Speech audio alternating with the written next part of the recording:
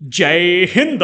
वंदे मातरम। साथियों, मैं अभिषेक मिश्रा आज आप सभी का हमारे दृढ़ संकल्प पर एनसीईआरटी स्पेशल कोर्स की फ्री क्लासेस में बहुत बहुत स्वागत करता हूं।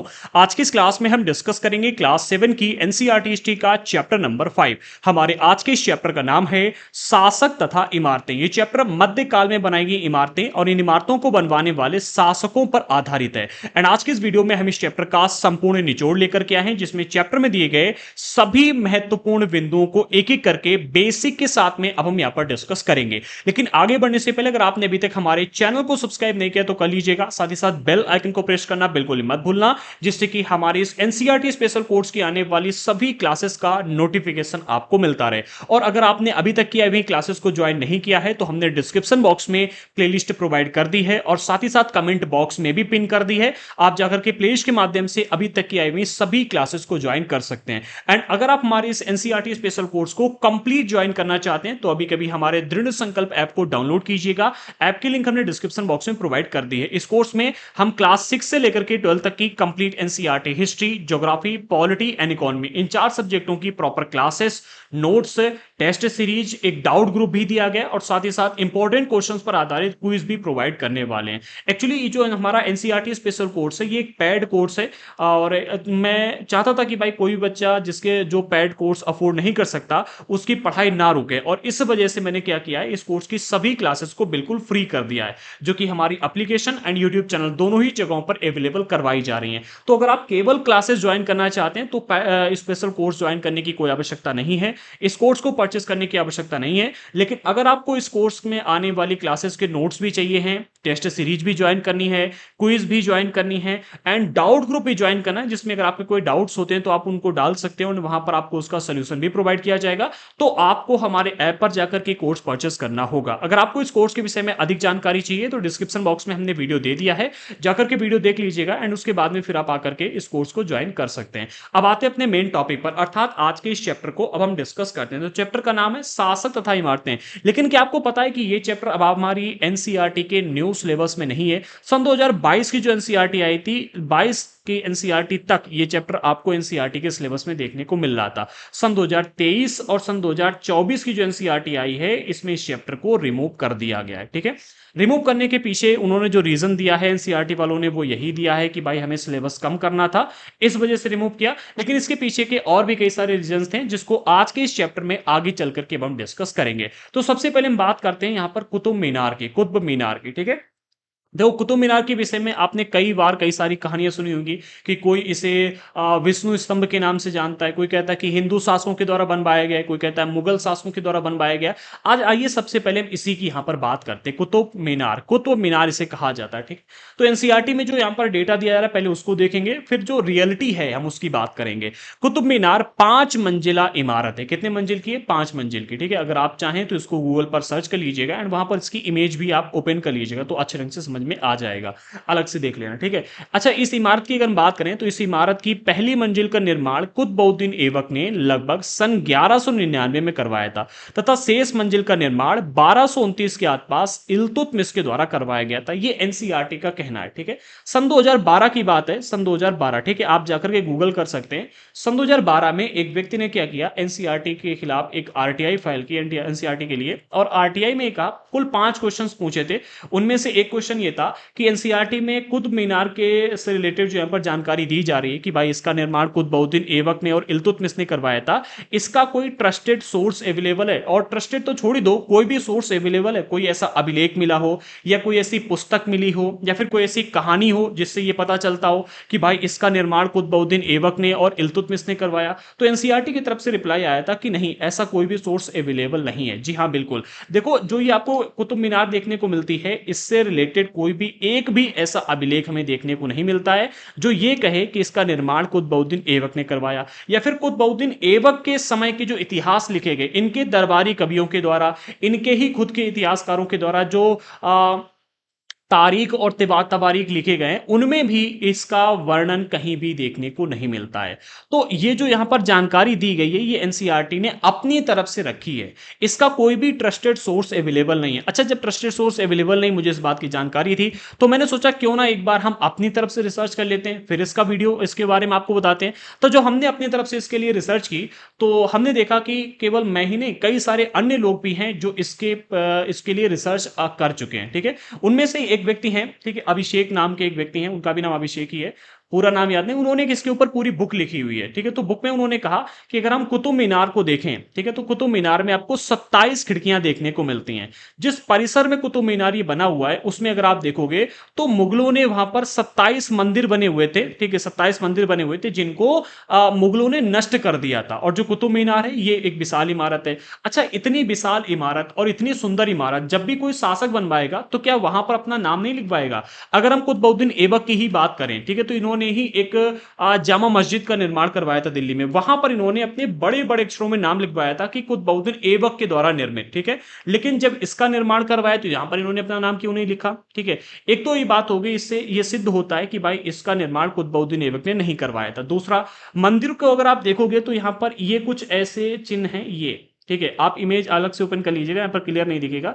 ये अगर आप देखोगे, ये, ठीक है, यहां पर घंटियां बनी हुई देखने को मिलती हैं। ठीक है, और घंटी की आवाज को इस्लाम में शैतान की आवाज माना जाता है। ठीक है, तो भाई घंटी को कोई क्यों इस्लामिक शासक अपने इस्लामिक स्ट्रक्चर में बनवाएगा? ठीक है, दूसरा सोर्स ये हो गया। अच्छा, यहां पर जो 27 खिड़कियां और 27 मंदिरों की बात की गई, इसको भी एक बार हम नोटिफाई कर लेते हैं। अच्छा, कई लोग कहते हैं कि भाई ये जो ये कुतुब मीनार है, इसको विष्णु स्तंभ के नाम से जाना जाता है। और हिंदू शासकों ने उस समय के जो कौन थे, खगोल शास्त्री लोग थे, ठीक है, जैसे कि आर्यभट्ट हो गए, ठीक है, तो खगोल शास्त्रियों के लिए चंद्रमा की गति का अध्ययन करने के लिए बनवाया था। ठीक है, और अगर हम हिंदू शास्त्रों के अनुसार देखें तो चंद्रमा की गति को 27 दिनों में कहा जाता है कि 27 दिन में चंद्रमा जो है वो पृथ्वी का एक चक्कर पूरा लगा लेता है। 27 दिनों में इसे नोटिफाई किया जाता है। ठीक है, 27 दिनों में चंद्रमा को पृथ्वी के चारों ओर चक्कर लगाने के लिए कहा जाता है। दूसरी तरफ इसमें 27 ही खिड़कियां दी गई। तीसरी तरफ 27 मंदिर इस परिसर में बने हुए हैं। ये कुछ 3-4 ऐसे स्रोत हैं जिससे पता चलता है कि इसका निर्माण हिंदू शासकों ने किया था। ठीक है, इसके अलावा अगर आप इसके ऊपर देखोगे, इसी मतलब कुतुब मीनार के ऊपर देखोगे, तो यहां पर आपको कुछ अरबी भाषा में अभिलेख भी देखने को मिलते हैं। ये अभिलेख देखने को मिल रहे, ठीक है, ये अभिलेख देखने को मिलते हैं। इससे ये हमें अंदाजा लगता है कि जो आगे आने वाले इस्लामिक शासक थे, इन्होंने इसको अच्छे ढंग से इसका ध्यान रखा। ठीक है, इसकी मरम्मत करवाई और इसके ऊपर अपने कुछ ना कुछ स्रोत, अपने कुछ लेख वगैरह लिखवा दिए, जिससे कि ये इनकी इमारत कही जाने लगी। ठीक है, वही अगले पॉइंट में यहां पर कहा जा रहा है, कुतुब मीनार में स्थित छज्जे के नीचे स्थित अभिलेख अरबी भाषा में लिखे गए। ये जो अभिलेख लिखे गए ना, इनसे ऐसा लगता है यही एकमात्र ऐसे सोर्स हैं जिनके बल पे आप ये कह सकते हो कि ये एक इस्लामिक स्ट्रक्चर है। लेकिन यहीं पर इसी स्रोत को खंडित करने के लिए घंटियां भी बनी हुई हैं। अब घंटियां बनी हुई हैं तो घंटियों के बल पर आप ये नहीं कह सकते कि भाई इस्लामिक स्ट्रक्चर है। इसलिए इसके ऊपर रिसर्च अभी भी जारी है और कहीं ना कहीं ये एक रीजन बनता है जिस वजह से एनसीईआरटी ने इसे अपने सिलेबस से रिमूव कर दिया है। ठीक है, तो यहां पर जो कंटेंट दिया गया, अगर प्रश्न आता है तो आप इसी को लिखना, क्योंकि मैंने जब रिसर्च की इधर उधर, ठीक है, तो वहां पर भी हमें यही कंटेंट मिला। लेकिन वहां पर भी ये कहा गया था कि इसका कोई भी ट्रस्टेड सोर्स अवेलेबल नहीं है। ठीक है, कुतुबउद्दीन ऐबक ने 1199 में इसकी पहली मंजिल का निर्माण करवाया और शेष 4 मंजिलों का निर्माण इल्तुतमिश ने 1229 में करवाया था। आप यही लिखिएगा, लेकिन ये सही करेक्ट नहीं है। ठीक है, याद रखना, अगर आगे चल करके इसका कोई करेक्ट डेटा आता है तो फिर आप उसके ऊपर ध्यान कीजिए। वैसे मतलब इसके ऊपर कोई भी क्वेश्चन आने वाला नहीं है, अभी तक तो आया नहीं है। ठीक है, और आएगा तो उसमें कुछ ना कुछ तो ऐसा मतलब बीच में लूप होल दिया जाएगा जिसका फायदा उठा करके लिख सकते हो, ऑप्शन दिए जाएंगे। ठीक है, आगे बढ़ते, अगला पॉइंट है, हाँ इसको तो हम बता ही चुके कि कुतुब मीनार में स्थित छज्जे के नीचे स्थित अभिलेख अरबी भाषा में लिखे गए, जो कि ये है। ठीक है, और हाँ याद रखना, इसको कभी कभी क्या है कि जो ये कुतुब मीनार है, इसको विष्णु स्तंभ के नाम से भी जाना जाता है, जो कि कहते हैं कि भाई आर्यभट्ट ने इसका निर्माण करवाया था चंद्रमा की गति का अध्ययन करने के लिए। और इसीलिए कहते हैं कि इसमें 27 खिड़कियां दी गई, जिन 27 खिड़कियों से अलग अलग दिन चंद्रमा का अध्ययन किया जाता था। ठीक है, आगे बढ़ते, अगले पॉइंट में कहा जा रहा है 8वीं और 18वीं शताब्दी के बीच राजाओं तथा उनके उत्तराधिकारियों ने 2 तरह की इमारतों का निर्माण किया था। अच्छा, अब यहां पर हम अगले टॉपिक की ओर बढ़ते हैं। यहां पर कहा जा रहा है कि भाई जो आपका 8वीं से लेकर 18वीं सदी का टाइम पीरियड हमें देखने को मिलता है। 8वीं सदी अर्थात सन 700 से लेकर के 800 की बात की जा रही है। सन 700 से और सन 800 की यहाँ पर 800 की यहाँ पर बात की जा रही, ठीक है, 800 की। और 18वीं सदी यानी कि सन 1700 से 1800, यानी कि हम कुल मिलाकर कह सकते हैं कि सन 700 से लेकर के सन 1800 के बीच के टाइम पीरियड को अगर आप देखोगे तो इस समय जो राजा महाराजा या फिर अधिकारी लोग हुए, इन्होंने मुख्य रूप से दो तरह की इमारतों का निर्माण करवाया। पहली अगर हम बात करें तो उसमें किले देखने को मिलते हैं, महल देखने को मिलते हैं, मकबरे देखने को मिलते हैं, जो कि बेसिकली राज परिवार के उपयोग के इमारतें रही होंगी, क्योंकि मकबरों में कौन रहेगा, राज परिवार के जो लोग होते थे जिनकी मृत्यु हो जाती थी, उनको मकबरे में, उनको पहले उनकी कब्र बनाई जाती थी, फिर वहां पर मकबरा बना दिया जाता था, जैसे कि आज के टाइम पर आप ताजमहल देखते हो, ठीक है। इसके अलावा महल, जहां पर राजा महाराजा लोग रहा करते थे, किले, जो कि इसका भी उपयोग राजा महाराजा लोग ही किया करते थे। अगर हम दूसरी प्रकार की इमारतों की बात करें तो उसमें आपको मंदिर, मस्जिद, हौज कुएं, ठीक है, हौज कुएं एक ही तरह के हो गए, ठीक है, कुएं ही होते थे, सराय तथा बाजार, ठीक है, जैसी जनता की उपयोग की वस्तुएं, इमारतें मिलती हैं, ठीक है। तो यहां पर दो प्रकार की इमारतों का निर्माण होता था, एक वो इमारतें जिनका उपयोग राजा महाराजा लोग किया करते थे, और एक वो इमारतें जिनका उपयोग जनता किया करती थी, ठीक है। आगे बढ़ते अगले पॉइंट में, यहां पर आगरा के किले के निर्माण में जो लगातार श्रम, ठीक है, उस श्रम का यहां पर वर्णन दिया गया। बहुत इंपॉर्टेंट नहीं है, बट इससे हमें इतना पता चलता है कि उस समय किसी भी इमारत को बनवाने में कितने मजदूर लगा करते हैं, फिर ये यूं कहें कि किसी भी इमारत को बनवाने के लिए कितने लोगों की आवश्यकता पड़ती थी। अगर हम आगरा के किले की बात करें तो इसको अकबर ने बनवाया था, ठीक है, अकबर द्वारा निर्मित है ये, और इस किले के निर्माण के लिए 2000 लोग लगे थे जो पत्थर काटने का काम करते थे, 2000 लोग ऐसे थे जो सीमेंट व चूना बनाने का काम करते थे, ठीक है, जिससे कि पत्थरों को जोड़ा जाता होगा, और 8000 लोग ऐसे थे जो कि मजदूर थे, जो कि अन्य कार्यों में लगे हुए थे। कुल मिलाकर के 10,000 लोगों ने मिलकर के इस पूरे के पूरे आगरा के किले का निर्माण करवाया था। अब इससे आप अंदाजा लगा सकते हो कि उस समय जब भी कोई इमारत बनवाई जाती होगी तो उसमें कितने लोगों की आवश्यकता पड़ती होगी, कितना श्रम लगता होगा। ओके, आगे बढ़ते हैं। अगला जो हमारा टॉपिक है वो है अभियांत्रिकी कौशल तथा निर्माण कार्य। अब हमें यहां पर डिस्कस करना है कि उस समय की टेक्नोलॉजी क्या रही होगी इमारतों को बनवाने के लिए, और कैसे कैसे इस टेक्नोलॉजी ने विकास किया। तो सबसे पहले बिंदु में यहां पर कहा जा रहा है स्मारकों से हमें उनके निर्माण में प्रयुक्त शिल्प विज्ञान का पता चलता है। शिल्प विज्ञान अर्थात उन इमारतों को बनाने वाली टेक्नोलॉजी की, किस तरह से उन इमारतों को बनाया गया होगा। आज के टाइम पर अगर हम देखें तो हम जैसे कि मकान बनवाते हैं, मकान के ऊपर लेंटर डालना, ठीक है, छत बनानी, तो उसके लिए कई सारी टेक्नोलॉजी हैं। एक तो पुरानी वाली टेक्नोलॉजी की, भाई नीचे से बल्ली लगा देंगे, ऊपर से फिर बल्ली के ऊपर मतलब क्या होती है, पटिया टाइप की डाल देंगे, फिर मिट्टी डाल देंगे, और मिट्टी के ऊपर पूरा पूरा लेंटर पड़ जाएगा। जब लेंटर पड़ जाएगा, सूख जाएगा, तो नीचे से बल्ली हटा देंगे और सारी सारी पट्टियां भी हटा देंगे, मट्टी भी हटा देंगे।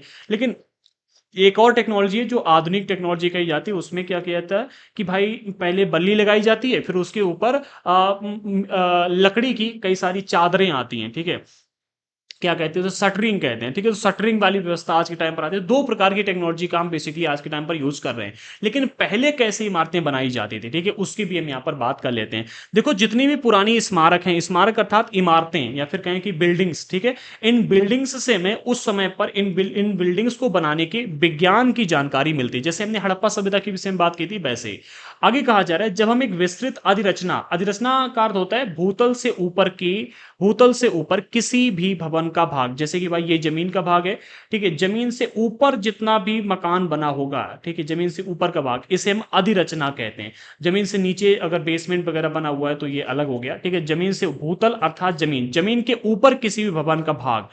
बेसिकली पहले हमको अंडरग्राउंड वाला मतलब बेसमेंट वगैरह देखने को नहीं मिलता था, ठीक है। प्राचीन काल में बेसमेंट तो था ही नहीं, प्राचीन काल में बेसमेंट नहीं हुआ करते थे। प्राचीन काल में जमीन के अंदर गड्ढे खोद करके मकान बनाए जाते थे, जिनको गर्तवास कहा गया, ठीक है, जिसके विषय में हमने क्लासिक्स के एनसीईआरटी में ऑलरेडी पढ़ लिया, ठीक है। पहले क्या होता है, जैसे कि ये जमीन है, जमीन के अंदर गड्ढे कर लिया और गड्ढे कर करके अंदर मकान बनाए और यहां पर रहे। इस प्रकार के मकानों को गर्तवास कहा जाता है। लिख लीजिएगा अगर आपको पता नहीं, ठीक है, इसके ऊपर भी प्रश्न आ जाता है। अगर हम 8वीं से लेकर के 18वीं शताब्दी की बात करें तो उस समय गर्तवास बनना बंद हो चुके थे, और अब क्या है कि जमीन के ऊपर अधिरचनाएं बनाई जाने लगी थी, ठीक है। अधिरचना अर्थात जमीन के ऊपर बना हुआ मकान का भाग, ठीक है।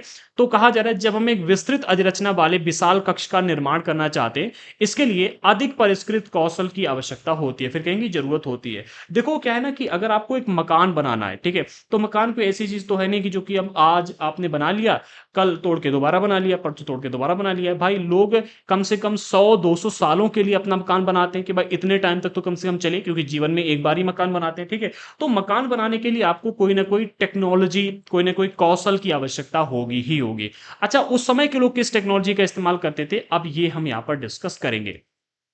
अगले पॉइंट में कहा जा रहा है 7वीं एवं 10वीं शताब्दी के मध्य वास्तुकार भवनों में और अधिक कमरे, दरवाजे और खिड़कियां बनाने लगे। कहने का अर्थ यह कि अगर आप 7वीं और 10वीं शताब्दी के बीच में देखो, 7वीं अर्थात सन 600 से लेकर 700 और 10वीं अर्थात सन 900 से लेकर के 1000 की बात की जा रही है। हम मोटे तौर पर कह सकते हैं कि सन 600 से लेकर के और सन 1000 तक, ठीक है, सन 1000 के बीच में अगर आप इस टाइम पीरियड में देखोगे तो जो वास्तुकार थे अर्थात जो भवनों का निर्माण करने वाले लोग थे, वो भवनों के अंदर अर्थात कमरों घर के अंदर अधिक कमरे, अधिक दरवाजे और अधिक खिड़कियां बनाने लगे थे। इससे पहले अगर आप देखोगे तो मतलब एक दो तीन ऐसे कमरे देखने को मिलते थे, ठीक है, मतलब एक दो हद से 3 कमरे हो गए, 4 कमरे हो गए, यानी कि जो भी मकान बनते थे उसमें बहुत कम कमरे बनाए जाते थे और बहुत कम दरवाजे होते थे और खिड़कियां तो ना के बराबर ही होती थी, ठीक है। लेकिन 7वीं से 10वीं सदी के बीच में परिवर्तन आया और धीरे धीरे लोग अपने घरों में अधिक कमरे बनवाने लगे, दरवाजे अधिक लगवाने लगे, अधिक खिड़कियां बनवाने लगे, ठीक है। अच्छा, अब यहां पर टेक्नोलॉजी, किस टेक्नोलॉजी को उपयोग किया गया उसको भी आप समझ लीजिएगा, ठीक है।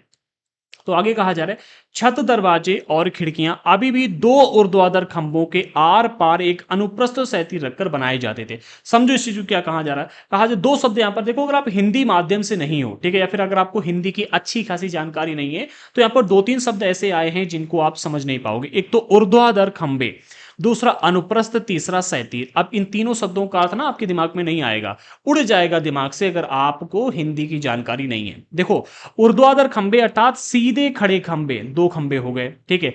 क्या कहा जाए, 2 ऊर्ध्वाधर खंभों, तो भाई 2 खड़े खंभे हो गए, के ऊपर के आर पार एक अनुप्रस्थ सहतीर, आर पार यानी कि यहां से शुरू करेंगे और यहां तक जाएगा, ठीक है, कि आर पार एक अनुप्रस्थ सहतीर। सहतीर का अर्थ होता है कि भाई जैसे आजकल हम बीम बनाते हैं, बीम, ठीक है, बीम बनाते हैं, मकान के ऊपर बनाए थे, इसी प्रकार से पहले मोटी धन्नी डाली जाती थी लकड़ी की, या फिर ईंटों से ही बना दिया गया, ठीक है, ईंटों से एक बीम बना दिया गया, या फिर मतलब किसी और मजबूत एक बीम डाल दिया, ऐसे समझो, वो लकड़ी का भी हो सकता था या फिर किसी अन्य चीज का। तो लकड़ी का एक यहां पर जैसे कि यहां तक खंभे, इसके ऊपर एक ऐसा बीम डाल दिया, ठीक है, और बीम के ऊपर ऊपर की दीवार चला दी, ठीक है। एक अनुप्रस्थ सहतीर, सहतीर का अर्थ है कि भाई कोई भी मजबूत वस्तु, ठीक है, चाहे वो लकड़ी की बीम हो, आमतौर पर लकड़ी का ही रखा जाता था, कभी कभी ईंटों से भी बना दिया जाता था, ईंटों से मजबूती के साथ बना दिया जाता था, लेकिन आमतौर पर लकड़ी का होता था, ठीक है। मजबूत सहतीर रख करके बनाए जाते थे। वास्तुकला, हाँ, वास्तुकला की यह शैली अनुप्रस्थ टोड़ा निर्माण कहलाए। अच्छा, यहां पर क्या है ना कि केवल इसी तरह से नहीं बनाया जाए जैसे हमने आपको ड्रॉ करके दिखाया, एक और इसकी टेक्नोलॉजी थी। एक तो ये था कि ऐसे बना दिया, ठीक है, दूसरी टेक्नोलॉजी ये थी कि भाई एक ईंटों से ऐसी संरचना कर दी और ऐसी कर दी, ठीक है, इस तरह से कर दिया, ठीक है, और मतलब इससे डिजाइन देना है तो ईंटों से एक पहले ऐसा अनुप्रस्थ सहतीर बना दी और एक ऐसा आर पार, ठीक है। देखो, इस खंबे के पार तक ही जाएगी और ये भी इसके पार तक जाएगी, और उसके ऊपर जो यहाँ पर दीवार वगैरह बना दी, जिसको अगर आप देखोगे तो ये आपको देखने को मिल रही। एक एग्जाम्पल ग्रुप में ये दिया गया, ठीक है, ये अगर आप देखो तो यहां से एक रचना ऐसी कर दी और यहां से एक ऐसी कर दी, ठीक है, इसके ऊपर ये दीवार चला दी, ये दीवार चला दी, ठीक है। तो इस टेक्नोलॉजी को क्या कहा गया, इस टेक्नोलॉजी को कहा गया अनुप्रस्थ टोड़ा निर्माण शैली। क्या कहा गया, इस शैली को अनुप्रस्थ टोड़ा निर्माण शैली कहा जाता है। 8वीं से 13वीं शताब्दी के बीच में अगर आप देखो तो जो मंदिर बनाए गए, मस्जिदें बनाई गई, मकबरे बनाए गए, सीढ़ीदार कुएं बनाए गए, इन सभी जगहों पर सीढ़ीदार कुएं उसमें बावली कहे जाते थे। प्रश्न आ जाता है कभी कभी कि बावली का शाब्दिक अर्थ क्या है, तो याद रखना सीढ़ीदार कुआं, ठीक है। आगे बढ़ते हैं, तो इनसे जुड़े निर्माण में इसी शैली का प्रयोग किया गया, जैसा कि आप यहां पर देख सकते हो। अच्छा, आगे डायग्राम बना करके भी इसके विषय में बताया गया, तो आइए इसको भी देख लेते हैं, ठीक है, इसको भी देख लेते हैं। हाँ, तो अगले में एक ये चित्र आपके सामने 2 का और एक ये चित्र 2 खा। 2 का के विषय में पहले बताया जा रहा है, दिल्ली की कुब्बत अल इस्लाम मस्जिद का एक हिस्सा है ये दिल्ली की कुब्बत अल इस्लाम मस्जिद का एक हिस्सा है, जो कि 12वीं शताब्दी के उत्तरार्ध यानी कि स्टार्टिंग के टाइम पर बनाया गया था, ठीक है। अच्छा, अगर आप इस पूरे के पूरे में देखोगे तो एक नई टेक्नोलॉजी का इस्तेमाल देखने को मिलता है। एक ये इधर से मतलब वही टोड़ा निर्माण शैली है जो कि मैंने अभी आपको बताई थी, इसमें कई जगहों पर, यहाँ पर भी इस्तेमाल की गई, यहाँ पर भी की गई है, यहाँ पर भी की गई। तो जगह जगह पर इसमें इसी शैली का उपयोग देखने को मिलता है। अच्छा, जो ये वाला चित्र है, ठीक है, ये इसके मतलब डिजाइन को दिखाता है कि किस तरह से बनाया गया था। यहाँ पर तुम देख रहे हैं, पर इसका डिजाइन यहाँ पर समझ में नहीं आएगा। इमेज में डिजाइन समझने के लिए आपको दूसरी इमेज की तरफ देखना होगा, ठीक है। तो दो खा वाली ये जो इमेज है डिजाइन की बात, इसमें कहा जा रहा है मेहराब के निर्माण में, मेहराब ये हो गया ये, ठीक है, मेहराब के निर्माण में टोड़ा निर्माण तकनीक का प्रयोग किया गया। अब अगर आप इसमें देखोगे तो इसमें अलग से एक संरचना बनाती हुई दिखाई दे रही होगी, ये आपको अलग से एक लाइन जाती दिखाई दे रही है, ठीक है। तो एक अलग से संरचना बनाई जाती थी और इस संरचना के ऊपर फिर यहाँ पर ईंटें चला करके दीवार कर दी जाती थी पूरी, जैसा कि आप देख रहे हैं, ठीक है। इससे क्या है कि ये ईंटें नीचे नहीं गिरेंगी, ठीक है, ये एक अलग से संरचना पूरी बना दी गई। अब ये संरचना ईंटों की भी होती थी और कहीं कहीं पर लकड़ी या फिर किसी मजबूत चीज से इसका निर्माण करवाया जाता था। मसाले से गारा का तो इस्तेमाल बहुत कम होता था।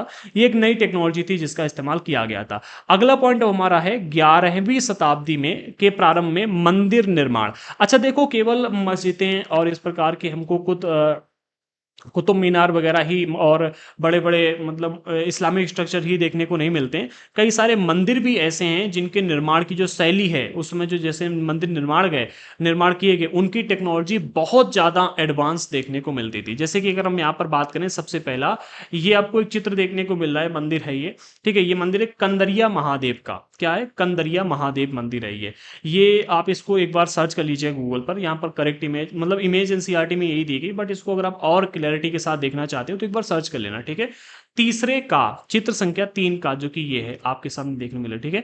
3 का शिव की स्तुति में बनाए गए, एक मिनट, शिव की स्तुति में बनाए गए कंदरिया महादेव का निर्माण चंदेल राजवंश के राजा धंग देव द्वारा 999 में किया गया था। अगर हम इस मंदिर की बात करें तो इस मंदिर का निर्माण किसने किया था, कंदरिया महादेव मंदिर का निर्माण?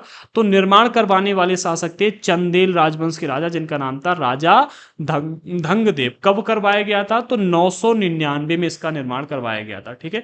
इसके बाद में अगर हम चित्र 3 खा की बात करें, जो कि ये दिया गया है, ठीक है, ये मंदिर की योजना है, या फिर हम बात करें कि मंदिर की एक ब्लूप्रिंट तैयार किया गया तो उस टाइम पर कि इस तरह से मंदिर का पूरा निर्माण करवाया जाएगा। ये मंदिर की योजना है।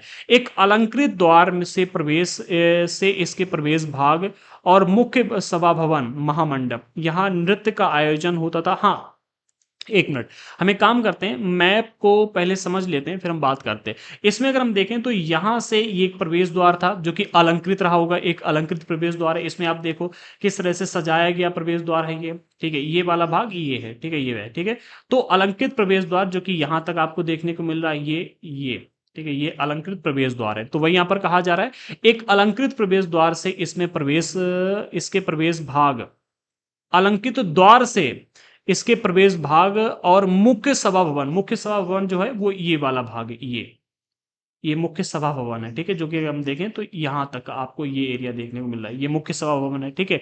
मुख्य सभा भवन जिसे महामंडप कहा जाता है, याद रखना, प्रश्न आ जाता है कभी कभी कि महामंडप का शाब्दिक अर्थ क्या होता है। तो मुख्य सभा भवन को महामंडप कहा जाता है, जहां नृत्य का आयोजन होता था। अच्छा, यहाँ पर जो नृत्य का आयोजन होता था वो धार्मिक नृत्य हुआ करते हैं, जैसे कि आज के टाइम पर आप कई सारे शास्त्रीय नृत्य देखते हो, तो इनका भी मतलब उद्भव यहीं से हुआ है, जिनके विषय में आगे के चैप्टर्स में हम पढ़ेंगे। क्लास 8 के एनसीईआरटी में डिटेल में बात की गई, ठीक है। जहां नृत्य का आयोजन होता था तक पहुंचा जाता था, यानी कि अगर आपको सभा भवन पहुंचना है तो उसके लिए आपको यहां से प्रवेश लेना होगा, ठीक है। ये मुख्य प्रवेश द्वार है।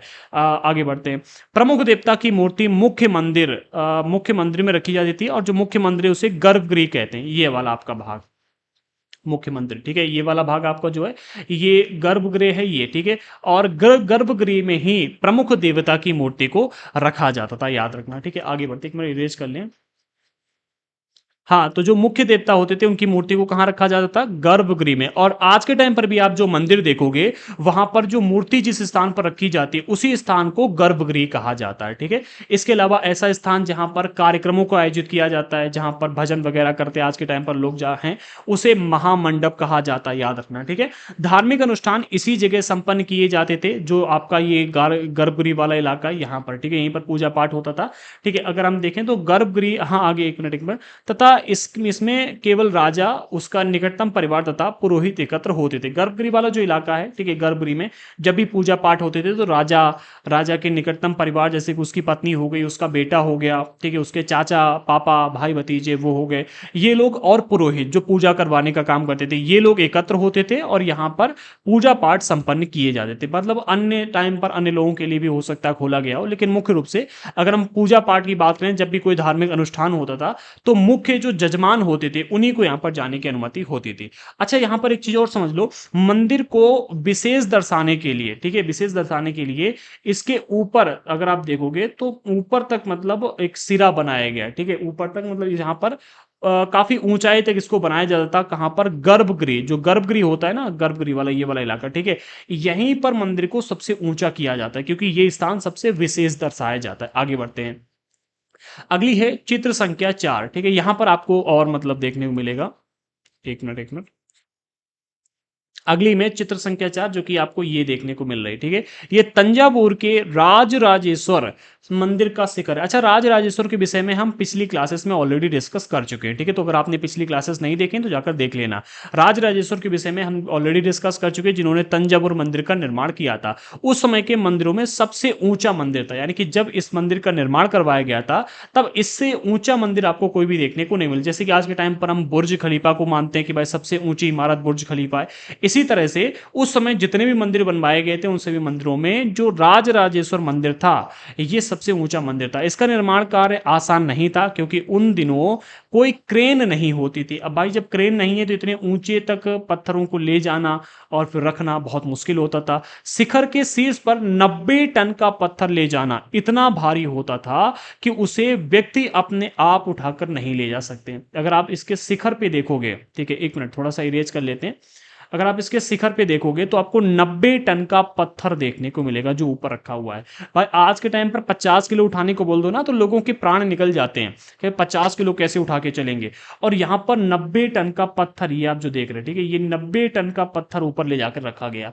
अब कैसे रखा गया? और दूसरा प्रश्न यहाँ पर खड़ा होता है कि कितनी अच्छी उस समय की टेक्नोलॉजी रही होगी जिससे कि ये पत्थर ऊपर रखने के बाद भी आज तक वहीं पर रखा हुआ है, अभी भी ये पत्थर नीचे गिरा नहीं, इस इमारत को कुछ नहीं हुआ। तो कितनी उस समय की विशिष्ट टेक्नोलॉजी रही होगी, कितना अच्छा मतलब उसमें लोगों के पास में ज्ञान रहा होगा जिससे उन्होंने इस मंदिर का निर्माण करवाया। ठीक है, तो वही यहां पर कहा जा रहा है शिखर के शीर्ष पर 90 टन का पत्थर रखा है। आगे हाँ, मतलब ये उठाकर ले जा पाना किसी व्यक्ति के लिए आसान नहीं था, इसलिए यहां पर इसे कैसे ऊपर पहुंचाया गया इसको भी बताया गया। इसलिए इस काम के लिए वास्तुकारों ने मंदिर के शीर्ष तक पहुंचने के लिए चढ़ाईदार रास्ता बनवाया था। यानी कि जो मंदिर है ना, मंदिर के शीर्ष तक पहुंचने के लिए इसके पीछे साइड से ऐसे एक चढ़ाईदार रास्ता बनवाया गया था। ठीक है, पूरा चढ़ाईदार रास्ता, और ये जो रास्ता था बहुत लंबा था। ठीक है, आगे कहा जा रहा है रोलरों के द्वारा भारी पत्थर को इस रास्ते से ऊपर ले जाया गया था, रोलर के द्वारा। जैसे कि आज के टाइम पर अगर आप देखोगे तो गांव देहात के क्षेत्र में ऐसी कभी कभी देखने को मिल जाता है।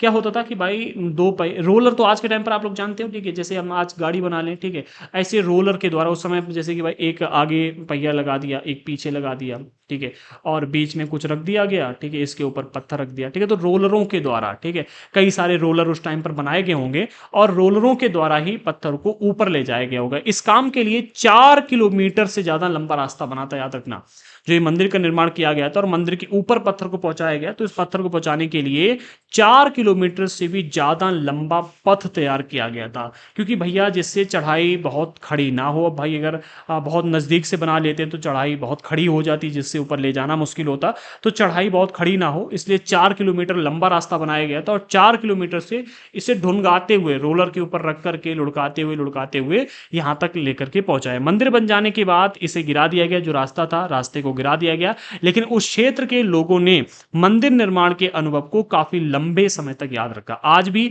मंदिर के पास के एक गांव को चारू पल्लम कहा जाता है, जिसका शाब्दिक अर्थ है चढ़ाईदार रास्ते का गांव। तो इतना विशिष्ट ये मंदिर रहा है कि जब इस मंदिर को बनवाया गया तो आई होप कि हजारों लोगों को रोजगार मिला होगा, ठीक है, और इससे प्रसिद्धि भी इनकी काफी बड़े क्षेत्र में फैली होगी। ठीक है, तो ये मंदिर भी विशेष है और ये वाला मंदिर भी। तो जो विशेष मंदिर है उनके विषय में यहाँ पर जानकारी दी गई। अगर आप इस मंदिर के बारे में और जानना चाहते हो तो भाई एक बार यूट्यूब पर सर्च कर लेना या फिर गूगल पर डाल देना, आपको देखने को मिल जाएगा। और इसके ऊपर जो ये 90 टन का पत्थर रखा हुआ है इसको जरूर एक बार सर्च करके देखना।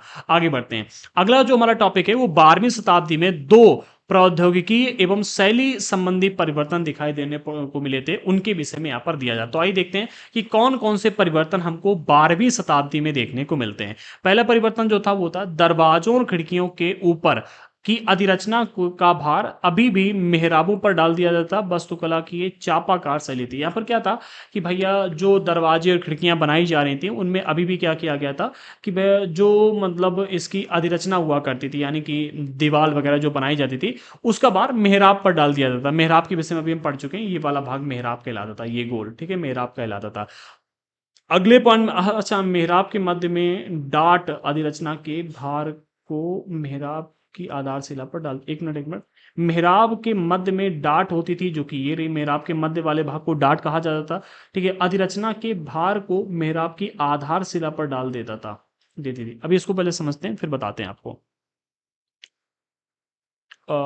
अगले पॉइंट में क्या कहा, इसको पढ़ते हैं फिर बताते हैं। हाँ, तो यहाँ पर कहा जा रहा है निर्माण कार्य में चूना पत्थर सीमेंट का उपयोग बढ़ गया, सीमेंट का प्रयोग बढ़ गया। और यह उच्च श्रेणी की सीमेंट होती थी जिसमें पत्थर के टुकड़ों को मिलाने से कंक्रीट बनती थी। इसकी वजह से विशाल ढांचों का निर्माण सरलता और तेजी से होने लगा। अच्छा, अब इस चीज को थोड़ा सा समझ लेते हैं, यहाँ पर क्या कहा जा रहा है। अगर हम पहले पॉइंट में देखें तो कहा जा रहा है दरवाजों और खिड़कियों के ऊपर की अधिरचना जो होती थी, यानी कि भाई दरवाजे और खिड़की हैं जिनकी ये खिड़की हो गई यहाँ तक कि इसके ऊपर की अधिरचना, यानी कि ये वाला भाग, ये दीवार, ठीक है, इसका भार कभी कभी मेहराबों पर डाल दिया जाता है, यानी कि ये मेहराब है, ठीक है, मेहराब के ऊपर पूरा का पूरा भार डाल दिया गया। आगे यहाँ पर क्या कहा जा रहा है, मेहराब के मध्य में डाट अधिरचना के भार को मेहराब की आधारशिला पर डाल देती थी। हाँ, वही कहा जा रहा है। देखो मेहराब की जो आधारशिला है, एक मिनट, थोड़ा सा बारीकी से अगर आप समझोगे तो समझ में आएगा। आधारशिला ये रही, ये आधारशिला है, ठीक है। अब क्या होता था कि भाई ऊपर का सारा भाग इसके ऊपर डाल दिया गया, इसे गोल कर दिया गया, ठीक है, इसे गोल कर दिया गया, गोल करके मजबूत भी कर दिया गया। तो इसका जो आधार वाला भाग होगा, आधारशिला, उसके ऊपर सारा का सारा भाग अधिरचना का जितना भी भार होता था वो आ जाता था, ठीक है। अधिरचना के भार को मेहराब की आधारशिला पर डाल देती थी। ये डाट वाला भाग होता है, ये वाला, ठीक है, डाट, ठीक है। और डाट जो होती थी वो सारा का सारा भार कहां पर डाल देती थी, मतलब आधारशिला के ऊपर, जो कि ये रही, ठीक है। आगे बढ़ते हैं। वैसे ही बहुत इंपॉर्टेंट नहीं है, इसके ऊपर प्रश्न आएगा तो बस ऐसे ही आ जाएगा कि जो आपको परिवर्तन देखने को मिलता है 12वीं शताब्दी में प्रौद्योगिकी लेकर के, क्या परिवर्तन था, तो यही परिवर्तन था। और इसके विषय में आप इसी प्रकार से ये डेफिनेशन लिख सकते हो जैसे यहाँ पर दी गई है, ठीक है। और एक और परिवर्तन देखने को मिला हमें, वो ये कि भाई सीमेंट का प्रयोग बढ़ गया था, ठीक है, जिससे कि कंक्रीट जो बनाई जाती थी, ठीक है, उसका निर्माण और सरलता से और तेजी से होने लगा था, ठीक है। और इससे धीरे धीरे जो इमारतें बनाई गई वो और मजबूती से बनने लगी। अगला पॉइंट है आपका मंदिर, मस्जिदों और हौजों का निर्माण। ये और इंपॉर्टेंट टॉपिक है। मंदिर, मस्जिद और हौज, ये उस समय अधिक उपयोग की जाने वाली चीजें थी, इनको भी समझते हैं। सबसे पहले पॉइंट में कहा जा रहा है मंदिर और मस्जिद, एक मिनट, हाँ, सबसे पहले पॉइंट में कहा जा रहा है मंदिर और मस्जिद उपासना के स्थल थे। भाई जहां पर जाकर के हिंदू मुस्लिम लोग अपनी पूजा पाठ किया करते थे, वे अपने संरक्षक की शक्ति, धन, वैभव तथा भक्ति भाव का प्रदर्शन करते थे। भाई जो भी व्यक्ति मंदिर को सुरक्षा प्रदान करता था, या फिर जिस भी व्यक्ति के द्वारा मंदिर बनवाया गया होता था, ठीक है, उसकी शक्ति, संपन्नता, भक्ति भाव, ठीक है, धन, वैभव, इनका प्रदर्शन करते थे मंदिर। अब जैसे आज के टाइम पर अगर हम देखें तो मोदी जी जो हैं वो बीजेपी गवर्नमेंट को रिप्रेजेंट कर रहे हैं, ठीक है, मुख्य नेता के रूप में हैं, ठीक है। अब बीजेपी के जो भी कार्य होंगे, ठीक है, वो सारे के सारे मोदी से जुड़े हुए होंगे। भाई बीजेपी के किसी नेता ने अगर कोई गलत काम किया तो उसका भी श्रेय मोदी जी के ऊपर जाएगा कि भाई तुम्हारे इसके बीजेपी के द्वारा ऐसा किया गया, ठीक है। या फिर अगर कोई अच्छा काम बीजेपी करती है, ठीक है, तो उसका श्रेय किसको जाएगा, वो भी भैया मोदी जी और बीजेपी को जाएगा। या फिर मान लेते हैं कि भाई एक, हाँ, वही यहाँ पर कहा जा रहा है, बहुत ज़्यादा एग्जाम्पल देना अच्छा नहीं रहेगा यहाँ पर, ठीक है। कहा जा रहा है कि भाई अपने संरक्षक, अर्थात जिसके द्वारा मंदिर बनवाया गया हो और जो मंदिर को संरक्षण यानी कि सुरक्षा वगैरह प्रदान करता, उसकी शक्ति कि भैया वो इतने शक्तिशाली, उन्होंने मंदिर को इतना सुरक्षित करके रखा हुआ है। धन, वैभव की, उन्होंने मंदिर को इतना अधिक शक्तिशाली बना दिया है, मंदिर जो है उसके पास में बहुत अधिक संपदा है। तीसरा भक्ति भाव कि भाई मंदिर, उसका भगवान के प्रति बहुत भक्ति भाव, इसलिए उसने भगवान के लिए इस मंदिर का निर्माण करवाया और इस मंदिर में इतनी अधिक मतलब अच्छी चीजों को ला करके लगाया है कि मंदिर की विशालता बहुत अधिक है और मंदिर बहुत सुंदर देखने में लग रहा है, ठीक है। एक अभिलेख से संकेत मिलता है कि राज राजेश्वर मंदिर जो है इसका निर्माण राजा राजदेव ने अपने देवता राज राजेश्वरम की उपासना हेतु किया था। ठीक है, जो ये मंदिर आपको राज राजेश्वर देखने को मिल रहा है वो यही वाला मंदिर है। ठीक है, ये वाला। ठीक है, एक मिनट, हाँ यही वाला मंदिर है। इस मंदिर का निर्माण जो यहाँ पर इन्होंने करवाया था, ठीक है, इस मंदिर का निर्माण जो राजा राजदेव ने करवाया था वो अपने देवता राज राजेश्वरम इनकी उपासना के लिए करवाया था, और इसीलिए इस मंदिर का निर्माण भी इन्होंने रखा राज राजेश्वर मंदिर। ठीक है, इसीलिए आप देखोगे ऊपर वाला जो मंदिर है उसका कंदरिया महादेव मंदिर कहा गया, क्योंकि महादेव की शिव स्तुति की जो रचना की थी तब उस मंदिर का निर्माण करवाया गया था। ठीक है, आगे बढ़ते, राजा और उसके देवता के नाम काफी मिलते जुलते यहाँ पर अगर आप देखोगे देखने को मिलेंगे। ठीक है भाई, राजा राजदेव और राज राजेश्वरम, ठीक है, दोनों के नाम जो है आपको काफी मिलते जुलते देखने को मिलेंगे। अच्छा, इसके पीछे का एक फैक्ट भी है, इसके पीछे एक रीजन है, समझो। राजा ने इस तरह का नाम इसलिए रखा क्योंकि यह नाम मंगलकारी था और राजा स्वयं को ईश्वर के रूप में दिखाना चाहता था। उसमें क्या है कि ना, राजा अपने आप को बहुत महान दिखाना चाहते थे। आज भी ऐसा होता है। ठीक है, आज भी अगर हम देखें तो लोग क्या है कि जितने भी मुख्यमंत्री प्रधानमंत्री वो अपने आप को बहुत अच्छा बहुत महान दिखाने की कोशिश, और हर व्यक्ति करता है। ठीक है, तो यहाँ पर भी जो राजा राजदेव थे इन्होंने अपने आप को भगवान से जुड़ा हुआ या फिर अपने आप को ईश्वर का एक रूप दिखाने के लिए मंदिर का नाम राज राजेश्वरम रख दिया था। ठीक है, आगे बढ़ते हैं। सभी विशालतम मंदिरों का निर्माण राजाओं ने करवाया था, ये बात भी याद रखना। ठीक है, जितने भी विशाल मंदिर देखने को मिलते हैं हमें मध्यकाल के फिर प्राचीन काल के, उन सभी के निर्माण राजाओं ने ही करवाया था, आम जनता ने नहीं करवाया था। अगले पॉइंट में कहा जा रहा है मुसलमान सुल्तान और बादशाह स्वयं को भगवान के अवतार होने का दावा नहीं करते थे। अब जैसे यहां पर हम देखें भैया, राजा राजदेव ने अपने आप को ईश्वर के रूप में दिखाने के लिए एक मंदिर बनवाया और उस मंदिर का नाम अपने नाम से मिलते जुलते रख दिया।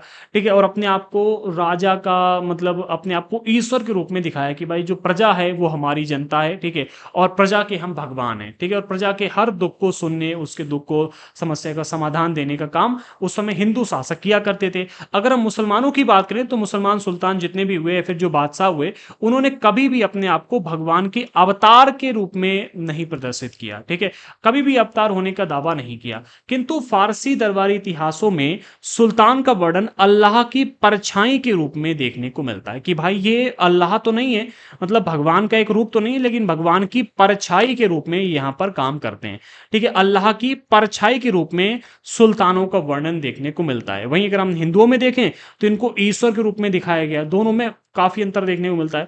एक मस्जिद के अभिलेख से पता चलता है कि अल्लाह ने अलाउद्दीन को शासक इसलिए चुना क्योंकि उसमें अतीत के महान विधिकर्ताओं जिसमें मूसा और सुलेमान है इनकी विशिष्टताएं मौजूद थी। एक ऐसा अभिलेख हमें देखने को मिलता है जो कि मस्जिद में लगा हुआ था। ठीक है, मस्जिद कौन सी है इसका यहाँ पर वर्णन नहीं किया गया एनसीईआरटी में, तो मैंने भी नहीं रखा और इसके पीछे मैंने रिसर्च भी नहीं की।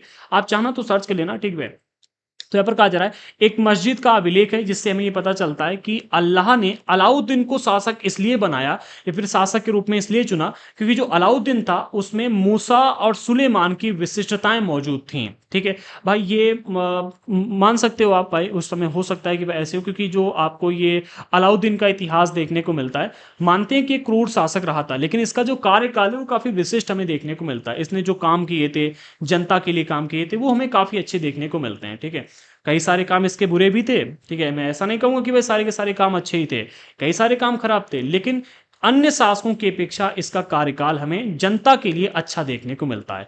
अगले पॉइंट में कहा जा रहा है ये वाला, अगले पॉइंट में सत्ता में आने पर प्रत्येक राजवंश के राजा ने शासक होने कि अपने नैतिक अधिकार पर और जोर डाला। हाँ, वही यहां पर कहा जा रहा है अगर हम किसी भी राजवंश की बात करें, चाहे वो मतलब इस्लामिक शासक हो या फिर हिंदू शासक हो, सभी राजवंश के शासकों ने क्या किया, जैसे ही वो सत्ता में आए तो सत्ता में आने पर सभी राजवंश के राजाओं ने अपने आप को शासक होने, मतलब राजा ने शासक होने के अपने नैतिक अधिकार, यानी कि उनको उनका ये मतलब जन्म सिद्ध अधिकार है ऐसे आप मान सकते हो, अपने नैतिक अधिकार पर और जोर डाला कि ये मैं राजा बनने के लिए ही पैदा हुआ हूं, इसलिए मेरा अधिकार है कि मैं राजा बनूं, मैं इस पद के योग्य हूं। ठीक है, मेरे अलावा और कोई भी योग्य नहीं है। सभी शासकों ने ऐसा किया। अब अगर हम देखें इस्लामिक शासक में तो यहां पर अलाउद्दीन की अगर बात की जाए तो इन्होंने अपने आप को अल्लाह की परछाई के रूप में दिखाया कि भाई मैं इस काबिल हूं, इसलिए मेरा ये नैतिक अधिकार बनता है कि मैं शासक बनूं। वहीं पर राजा राजदेव की अगर हम बात करें तो उन्होंने अपने आप को ईश्वर के रूप में दिखाया। तो जितने भी हमें ये सत्ता पाने वाले शासक देखने को मिलते हैं, इन्होंने अपने आप को नैतिक अधिकार के रूप में दिखाया कि ये मेरा नैतिक अधिकार है कि हम राजा बने और इसीलिए मैं राजा हूं। आगे बढ़ते हैं। उपासना के स्थानों के निर्माण ने शासकों को ईश्वर के साथ अपने घनिष्ठ संबंध की उद्घोषणा करने का मौका दिया। भाई जैसे जैसे मतलब ये उपासना के स्थान शासक बनवाने लगे, ठीक है, चाहे हम इस्लामिक राजाओं की बात करें, उन्होंने काफ़ी सारी मस्जिदों का निर्माण करवाया।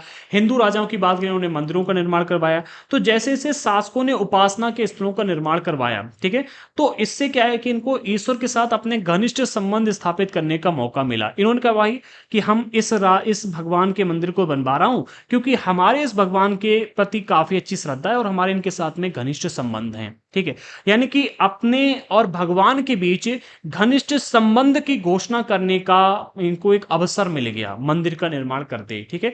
ऐसी उद्घोषणाएं तेजी से बदलती राजनीति के संदर्भ में महत्व ग्रहण कर लेती थी, ठीक है। जैसे जैसे राजनीति बदलती थी, तो जब ये उद्घोषणा करते थे कि भाई ये भगवान हमसे जुड़े हुए हैं, मैं इनको अपना देवता मानता हूं, ठीक है, और मैं इनके आदेश के रूप में यहाँ पर राजा बन के बैठा हूं, ठीक है। जैसे जैसे मतलब ये उद्घोषणा करते थे कि भाई हमारे और इस ईश्वर के बीच में घनिष्ठ संबंध है, ये हमारे कुल देवता हैं, ठीक है।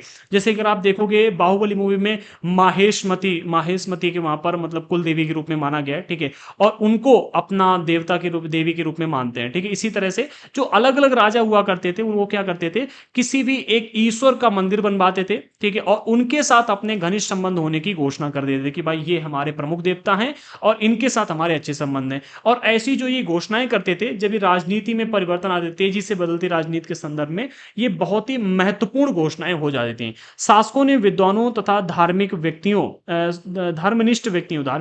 गए जो धर्म का पालन करने वाले व्यक्ति होते, तो धर्मनिष्ठ व्यक्तियों को भी आश्रय प्रदान किया और अपनी राजधानियों तथा नगरों को महत्वपूर्ण सांस्कृतिक केंद्र के रूप में परिवर्तित करने का प्रयास किया। उस समय के जो भी शासक रहे, ठीक है, चाहे इस्लामिक शासक हो या फिर हिंदू शासक हो, सभी ने जो विद्वान लोग थे और जो घनिष्ठ लोग हुआ करते थे इनको अपने राज्य में आश्रय प्रदान किया और अपनी राजधानी में और नगरों में महत्वपूर्ण सांस्कृतिक केंद्रों के रूप में परिवर्तित एक मिनट आश्रय प्रदान किया और अपनी राजधानी तथा नगरों को महत्वपूर्ण सांस्कृतिक केंद्र रूप में परिवर्तित किया। हाँ, परिवर्तित करने का प्रयास किया। कहने का अर्थ यहाँ पर ये कि भाई जनता का समर्थन पाने के लिए उन्होंने क्या किया कि भाई जो विद्वान लोग होते थे, जो धर्मनिष्ठ व्यक्ति होते, जैसे भाई इनको इस्लाम का मतलब इस्लामिक लोग ज़्यादा रहते हैं, तो उनके बीच में अगर संबंध स्थापित करने, जनता से जुड़ना है, तो इस्लाम से जुड़े हुए लोगों को अपने मतलब आश्रय प्रदान करेंगे। जो मुख्य लोग होते थे, जो धर्मनिष्ठ व्यक्ति होते थे, इस्लामिक विद्वान लोग, इस्लामिक धर्मनिष्ठ व्यक्ति लोग, जैसे कि भाई इस्लाम धर्म का कोई नेता है बड़ा,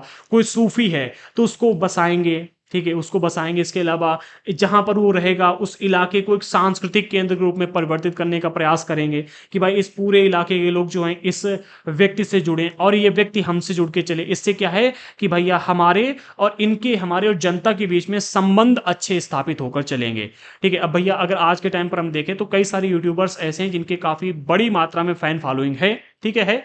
अब बड़ी बड़ी ब्रांड वाली कंपनियां क्या करती हैं, उनके माध्यम से अपने प्रोडक्ट का प्रमोशन करवाने का प्रयास करती हैं, ठीक है। आप जानते हो उस यूट्यूबर को, ठीक है। अब उस यूट्यूबर से एक अन्य कोई कंपनी है जो आई और ऐसा कह रही कि भाई आप इनका समर्थन लिए बैठे हो, ये लोग आपको पसंद करते हैं, तो आप हमारा ये प्रोडक्ट है इसका प्रचार कर दो। और ये लोग क्या करते हैं, उसका प्रचार करते हैं, आप लोगों को उसकी जानकारी मिलती है, फिर आप जाकर के उसको खरीदते हो, ठीक है। ऐसे पहले राजा लोग क्या करते थे, इन विद्वान और धर्मनिष्ठ व्यक्तियों को आश्रय प्रदान करते थे, ठीक है। इनको अपनी राजधानियों और नगरों में महत्वपूर्ण जगह पर बसाते थे और जिस स्थान पर बसाते थे उसको एक सांस्कृतिक केंद्र के रूप में परिवर्तित करने का प्रयास करते थे। भैया इन विद्वानों को समर्थन किसका प्राप्त है, राजा का, ठीक है, शासकों का। और एक मिनट, हाँ, इनको आश्रय किसने दिया, राजा ने। विद्वानों को आश्रय दिया राजा ने, और विद्वानों को समर्थन किसका प्राप्त है, जनता का। तो इनडायरेक्टली जो राजा हैं वो जनता का समर्थन पाने के लिए इन विद्वानों का सपोर्ट लेते थे उस टाइम पर, ठीक है। आगे बढ़ते, एक मिनट, हाँ, इरेज कर लेते हैं। ये एक इनडायरेक्टली चीज हमें देखने को मिलती है। अगला पॉइंट है, माना जाता है कि न्यायप्रिय राजा के राज में खुशहाली होगी। ये उस समय का एक मान्यता थी कि जो भी न्यायप्रिय राजा होगा उसके राज में खुशहाली होगी और पर्याप्त वर्षा होगी। ठीक है, जिस राजा के राज में वर्षा नहीं होती थी माना जाता था कि वो राजा ही खराब है, इसलिए वर्षा नहीं हो रही। इसी तरह हौजों और जलाशयों के निर्माण द्वारा बहुमूल्य पानी उपलब्ध कराने के कार्य की भी बहुत प्रशंसा की जाती है, क्योंकि भाई उस समय पर इतनी आसानी से कुएं वगैरह खोदे नहीं जा सकते थे। आज हम बटन दबाते हैं, समर चल जाती है और पानी निकल आता है। निकल आता है कि नहीं निकल आता? पहले तो ऐसा साधन उपलब्ध ही नहीं थे। तो जो राजा मतलब जलाशयों का निर्माण करवाता था, बहुमूल्य पानी उपलब्ध करवाता था जलाशय का निर्माण करके, हौज का निर्माण करके, कुएं खुदवा करके, उस राजा की बहुत प्रशंसा की जाती थी, क्योंकि जो पानी है उसमें बहुत ही कम उपलब्ध हुआ करता था। ठीक है, तो जो भी इन जलाशयों का निर्माण करवाता था राजा, उसको प्रशंसा मिलती थी। इल्तुतमिश की बात की जा रही है। इल्तुतमिश ने दिल्ली एक कोहना, जो कि दिल्ली आज के टाइम पर है, ठीक है, वर्तमान दिल्ली के एकदम निकट एक विशाल तालाब का निर्माण करके व्यापक सम्मान प्राप्त किया था। भाई उस समय एक तालाब का निर्माण करवाना, ठीक है, शासक के लिए बहुत बड़े सम्मान की बात होती थी। ठीक है, और राजा ने इन इल्तुतमिश ने एक तालाब का निर्माण करवाया, इसलिए इनको काफी सम्मान मिला। इस विशाल जलाशय को हौज ए सुल्तानी अथवा राजा के तालाब के नाम से जाना जाता, राजा का तालाब कहा जाता था। तो इस नाम से इसे जाना जाता। प्रश्न आ सकता है यहाँ पर, ठीक है, प्रश्न ऐसे भी आ सकता है कि दिल्ली एक कोहना को अब हम किस नाम से जानते हैं, या फिर दिल्ली को प्राचीन काल में किस नाम से जाना जाता था, तो दिल्ली एक कोहना। ठीक है, इल्तुतमिश ने जिस तालाब का निर्माण करवाया था उसे क्या कहा जाता था? हौज ए सुल्तानी, या फिर राजा का तालाब। ठीक है, ऐसे प्रश्न आ जाते हैं तो इसको याद रखना। ठीक है, आगे बढ़ते हैं। अगले पॉइंट में कहा जा रहा है शासक प्रायः सामान्य लोगों के लिए बड़े और छोटे हौजों और तालाबों का निर्माण करवाए। जो सामान्य जनता होती थी इनके लिए बड़े और छोटे हौजों और तालाबों का निर्माण करवाते थे। कभी कभी वे मंदिर, मस्जिद तथा गुरुद्वारे, गुरुद्वारे मुख्य रूप से सिखों के एकत्रित होने और उपासना का स्थान होता है। सिख समुदाय के जो लोग होते हैं वो गुरुद्वारे में ही एकत्रित होते हैं और यहाँ पर अपनी पूजा उपासना करते हैं, तो इनका हिस्सा होते थे। जो सामान्य तौर पर ये हौज तालाब का निर्माण करवाते थे, कभी कभी ये मंदिर, गुरुद्वारे और मस्जिदों का भी हिस्सा हुआ करते थे। मतलब इन धार्मिक स्थलों के आसपास भी इनका निर्माण करवा दे, ताकि धार्मिक स्थल पर आने वाले लोग इनका उपयोग करें और फिर राजा को समर्थन प्रदान करें कि राजा ने हमारे मंदिर के लिए इतना काम किया, हमारी मस्जिद के लिए काम किया, अर्थात राजा हमारा है। राजा ने हमारे गुरुद्वारे के पास में एक हौज का निर्माण करवा दिया, तालाब का निर्माण करवा दिया, अर्थात राजा हमारा समर्थक है। ठीक है, तो ऐसे राजा जनता का समर्थन पाने के लिए ये काम किया करते थे। अगली हेडिंग है मंदिरों को क्यों नष्ट किया गया। अभी हमारे आज के इस चैप्टर का सबसे इंपॉर्टेंट और सबसे इंटरेस्टिंग टॉपिक यहां पर देखने को मिलता है, एंड इसे समझते वक्त आपको ऐसा लगेगा कि हां आज के इस चैप्टर में आपको कुछ सच में बहुत ही इंटरेस्टिंग समझ में आया और इंटरेस्टिंग पढ़ने को मिला। तो यहां के सबसे पहले बिंदु में कहा जा रहा है राजा मंदिरों का निर्माण अपनी शक्ति, धन संपदा और ईश्वर के प्रति निष्ठा के प्रदर्शन हेतु करते थे। अब इसको अगर आप थोड़ा सा बारीकी से समझोगे तो आपको देखने को मिलेगा कि उस टाइम पर राजा महाराजा लोग जिन मंदिरों का निर्माण करवाते थे, तो मंदिरों को अपनी शक्ति के प्रतीक के रूप में बनवाते थे। क्योंकि भैया इन्होंने जब मंदिर का निर्माण करवाया तो उसे अपनी शक्ति, अपनी धन संपदा और अपने अपने ईश्वर के प्रति निष्ठा, इन तीनों चीजों के प्रदर्शन के लिए बनवाया है। ठीक है, ये कुछ कुछ वैसा ही है जैसे आज के टाइम पर हम अपने राष्ट्रीय ध्वज को मानते हैं, अपने संविधान को मानते हैं, अपने राष्ट्रीय गीत को मानते हैं, अपने राष्ट्रगान को मानते हैं, जैसे हम इसे आज के टाइम पर सम्मान देते हैं, जैसे ये हमारे आज देश के प्रतीक के रूप में है। राष्ट्रीय ध्वज हो गया हमारा, संविधान हो गया, हमारी संसद हो गई। इसी तरह से उस टाइम पर जो राजा महाराजा मंदिरों का निर्माण करवाते थे, इन मंदिरों के माध्यम से अपनी शक्ति का प्रदर्शन करते थे। ठीक है, वही यहां पर कहा जा रहा है कि मंदिरों का निर्माण अपनी शक्ति, धन संपदा और ईश्वर के प्रति निष्ठा, ये तीन चीजें बहुत इंपॉर्टेंट होती हैं और इन तीनों चीजों के प्रदर्शन के लिए मंदिरों का निर्माण करवाया जाता था। अर्थात राजा की ताकत के प्रतीक के रूप में उस टाइम पर मंदिर हुआ करते थे। ठीक है, आगे कहा जा रहा है 9वीं शताब्दी के आरंभ में जब पांड्यन राजा श्रीमर बल्लवी ने श्रीलंका पर आक्रमण किया, आक्रमण करके राजा सेन प्रथम, जिन्होंने 831 से लेकर के 851 तक यहां पर राज किया, इनको पराजित किया। ठीक है, उसके बाद आगे कहा जा रहा है उसके विषय में बौद्ध भिक्षु व इतिहासकार जिनका नाम है धम्मकित्ती, इन्होंने लिखा है। इन्होंने किसके विषय में लिखा है? श्रीमर बल्लभ के विषय में लिखा, श्रीमर श्री बल्लभ के विषय में लिखा है। जब श्रीमर श्री बल्लभ ने राजा सेन प्रथम के ऊपर आक्रमण किया, जो कि श्रीलंका के शासक थे, और इनको हरा दिया। हराने के बाद में यहां पर किस प्रकार की गतिविधियां हुई, उनको यहां पर एक लाइन में या फिर कहें कि एक पैराग्राफ में बहुत ही अच्छे ढंग से बताया गया। सबसे पहले कहा जा रहा है बहुत सारी की सारी बहुमूल्य चीजें वह ले गए। कहने का अर्थ है कि राज्य में जितनी भी बहुमूल्य चीजें थी, सोने की, चांदी की या फिर तांबे की, ठीक है, और मतलब विशिष्ट प्रकार की जो चीजें मिली उनको ले गया। आगे, रत्न महल में रखी स्वर्ण की बनी बुद्ध की मूर्ति। अच्छा, बुद्ध की मूर्ति क्यों ले गया? क्योंकि ये जो राजा थे, राजा सेन प्रथम, ये बुद्ध के प्रति अपनी श्रद्धा को दिखाते होंगे, अर्थात ये अपने ईश्वर के प्रति निष्ठावान थे, ठीक है। तो इनके जो ईश्वर हैं उनको यहां से लेकर के गया, ठीक है। आगे, और विभिन्न मठों में रखी सोने की प्रतिमाएं, इन सभी को उसने जब्त कर लिया। अब यहां पर अगर आप देखोगे तो कई सारे टॉपिक हिट किए जा रहे हैं। सबसे पहला, जब इसने यहां पर आक्रमण किया, आक्रमण करने के बाद राजा को हराया, हराने के बाद में बहुमूल्य चीजें यहां से ले गए, जिससे क्या है कि राजा की जो शक्ति थी, राजा की जो शक्ति थी उसको यहां, सॉरी, धन संपदा था, धन संपदा उसको यहां से छीना। आगे, रत्न महल में रखी स्वर्ण की बनी बुद्ध की मूर्ति को ले गया। यानी कि हम कह सकते हैं कि भाई इनकी जो शक्ति थी, शक्ति को यहां से छीना। शक्ति कैसे छीनी? रत्न महल में रखी हुई, महल में घुस करके अंदर से इनके भगवान को उठा करके ले गए, जो भी मूर्तियां थी। तीसरा, विभिन्न मठों में रखी सोने की प्रतिमाओं, इन सभी को उसने जब्त कर लिया। अब मठों में रखी सोने की प्रतिमाएं अर्थात ईश्वर के प्रति जो ये निष्ठावान राजा था, जो ईश्वर के प्रति इसने अपनी निष्ठा दिखाने के लिए सोने की प्रतिमा बना करके मठ में रखी हुई थी, उसको भी वहां से लेकर के चला गया। अर्थात यहां पर पांड्यन राजा ने राजा सेन प्रथम की शक्ति या फिर कहें कि शक्ति के प्रतीक को यहां पर निशाना बनाया, और इनको जो मतलब कहें कि जैसे आज के टाइम पर हमारे यहाँ के देश का राष्ट्रगान है, हमारा राष्ट्रीय ध्वज है, अब अगर कोई आक्रमण करे और राष्ट्रीय ध्वज के विषय में ऐसा वैसा कहे, इसको यहां से लेकर चलाए, उल्टा सीधा करे, तो हमारे आत्मसम्मान को ठेस लगेगा कि नहीं लगेगा? इसी तरह से सामने वाले राजा के आत्मसम्मान को ठेस पहुंचाने के लिए उनकी जो शक्ति का प्रतीक होते थे, उन चीजों को लेकर के राजा जाते थे, और वो चीजें जहां कहीं भी मिलती थी वहां से ये लोग उठाते थे, ठीक है, कि भैया हम तुम्हारी शक्ति के प्रतीक को लेकर के आए, ठीक है। आगे बढ़ते, अगले पॉइंट में यहां पर कहा जा रहा है सिंघली शासक के आत्मस्वाभिमान को आत्माभिमान, हाँ, आत्माभिमान अर्थात आत्मसम्मान आप ऐसे कह सकते हो, ठीक है। तो यहां के शासक के आत्मसम्मान को इससे आघात हुआ। कहां के? अर्थात श्रीलंका के शासक को, श्रीलंका के शासक जिसे सिंघली शासक भी कहा जाता है, इनके आत्मसम्मान को इससे आघात हुआ। उसने बदला लेने का मतलब उसका बदला लिया जाना स्वाभाविक था। भाई जब आत्मसम्मान किसी का ठेस पहुंचता है आत्मसम्मान को, तो बदला लेने का प्रयास हर कोई करता। अब यहां पर जब श्रीलंका के शासक के आत्मसम्मान पर चोट की गई, उनके प्रभु को उठा के ले गए, ठीक है, उनके महल में घुस करके बहुमूल्य चीजें आप उठा के ले गए, अर्थात उनकी जो शक्ति थी उसको आपने छीन कर दिया, उनकी धन संपदा को लेकर चले गए, उनके ईश्वर को लेकर चले गए, तो इनके आत्मसम्मान को ठेस पहुंचा, और अब इन्होंने बदला लेने का ठाना। अगले सिंघली शासक जिनका नाम है सेन द्वितीय, ये सेन प्रथम थे जिनको हरा के गए थे।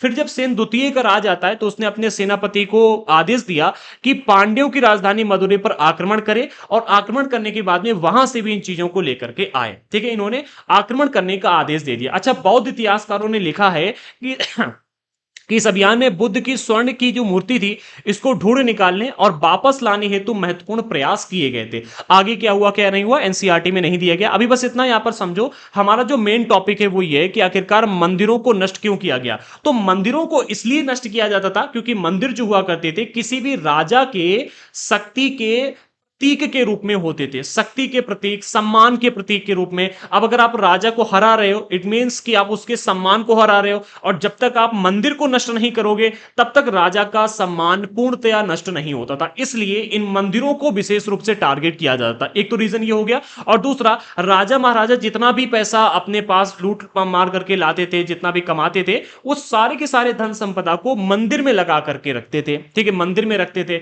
और इससे क्या होता था, वो अपने धन संपदा का प्रदर्शन करते थे। मंदिरों को विशाल बनवाकर, मंदिरों को सोने चांदी से जड़वा करके, सोने की मूर्तियां लगवा करके पूरा का पूरा मंदिर ही सोने का बनवा दिया। तो ऐसे जैसे आज के टाइम पर नहीं होता है गांव देहात में, अगर आप देखोगे तो किसी के घर में अगर मतलब फॉर्च्यूनर कार है तो वो बहुत बढ़िया, मतलब बहुत अमीर व्यक्ति कहा जाएगा। किसी के घर में अगर आप देखोगे ऑडी या बीएमडब्ल्यू आ गई गांव में तो उसे बड़ा सम्मानजनक माना जाता है। आप कभी गांव में अपने पता करना, ठीक है। इसी तरह से ये राजा महाराज जितना अच्छा इनका मंदिर हुआ करता था, इनका सम्मान उतना ही बढ़ता था, और जब इनके मंदिर को लूट लिया जाता था तब इनके सम्मान को क्षति पहुंचती थी। ठीक है, तो इनके सम्मान को क्षति पहुंचाने के लिए, इन राजाओं को नष्ट करने के लिए ऐसा किया जाता था मुख्य रूप से। ठीक है, एक तो मतलब धन संपदा हासिल करने के लिए, पैसा हासिल करने और उसके लिए, दूसरा इन राजाओं के सम्मान को नष्ट करने के लिए।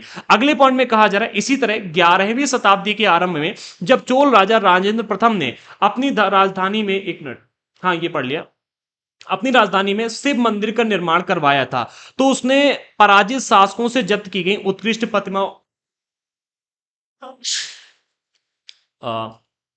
हाँ, उत्कृष्ट प्रतिमाओं से उसे भर दिया, जिनमें निम्न चीजें सम्मिलित थी। हाँ, अब यहां पर कहा जा रहा है कि 11वीं शताब्दी के दौरान जब चोल शासक राजेंद्र प्रथम ने शिव मंदिर का निर्माण करवाया था, जिसके विषय में हम पिछले क्लासेस में डिस्कस कर चुके हैं, तो इस मंदिर के निर्माण के टाइम पर उसने जहां जहां पर आक्रमण किए थे, आक्रमण से जिन चीजों को लूट के लाया था या फिर वहां से जिन चीजों को हासिल करके लाया था, वो सारी चीजें उसने इसमें भर दी। क्या कहा जा रहा है? उत्कृष्ट प्रतिमाओं से भर दिया, जब्त की गई उत्कृष्ट प्रतिमाओं से भर दिया, जिनमें निम्न चीजें सम्मिलित हैं। सबसे पहले चालुक्यों से प्राप्त की गई सूर्य पिटिका, उसमें काफी इंपॉर्टेंट मानी जाती होगी। ठीक है, हो सकता है कि ये सूर्य पिटिका जो है चालुक्यों के शासन काल का एक महत्वपूर्ण स्तंभ के रूप में देखा जाता हो, प्रतीक के रूप में देखा जाता हो। आगे एक गणेश की मूर्ति, इसके अलावा दुर्गा की कई सारी प्रतिमाएं थी जो कि चालुक्यों को हराने के बाद में वहां से जब्त करके लाए, और इनको इसने क्या किया? मंदिर में रख दिया। आगे पूर्वी चालुक्यों से प्राप्त की गई नंदी मूर्ति, ठीक है, नंदी मूर्ति, इसको भी यहां पर रखा। फिर उड़ीसा के कलिंगों से प्राप्त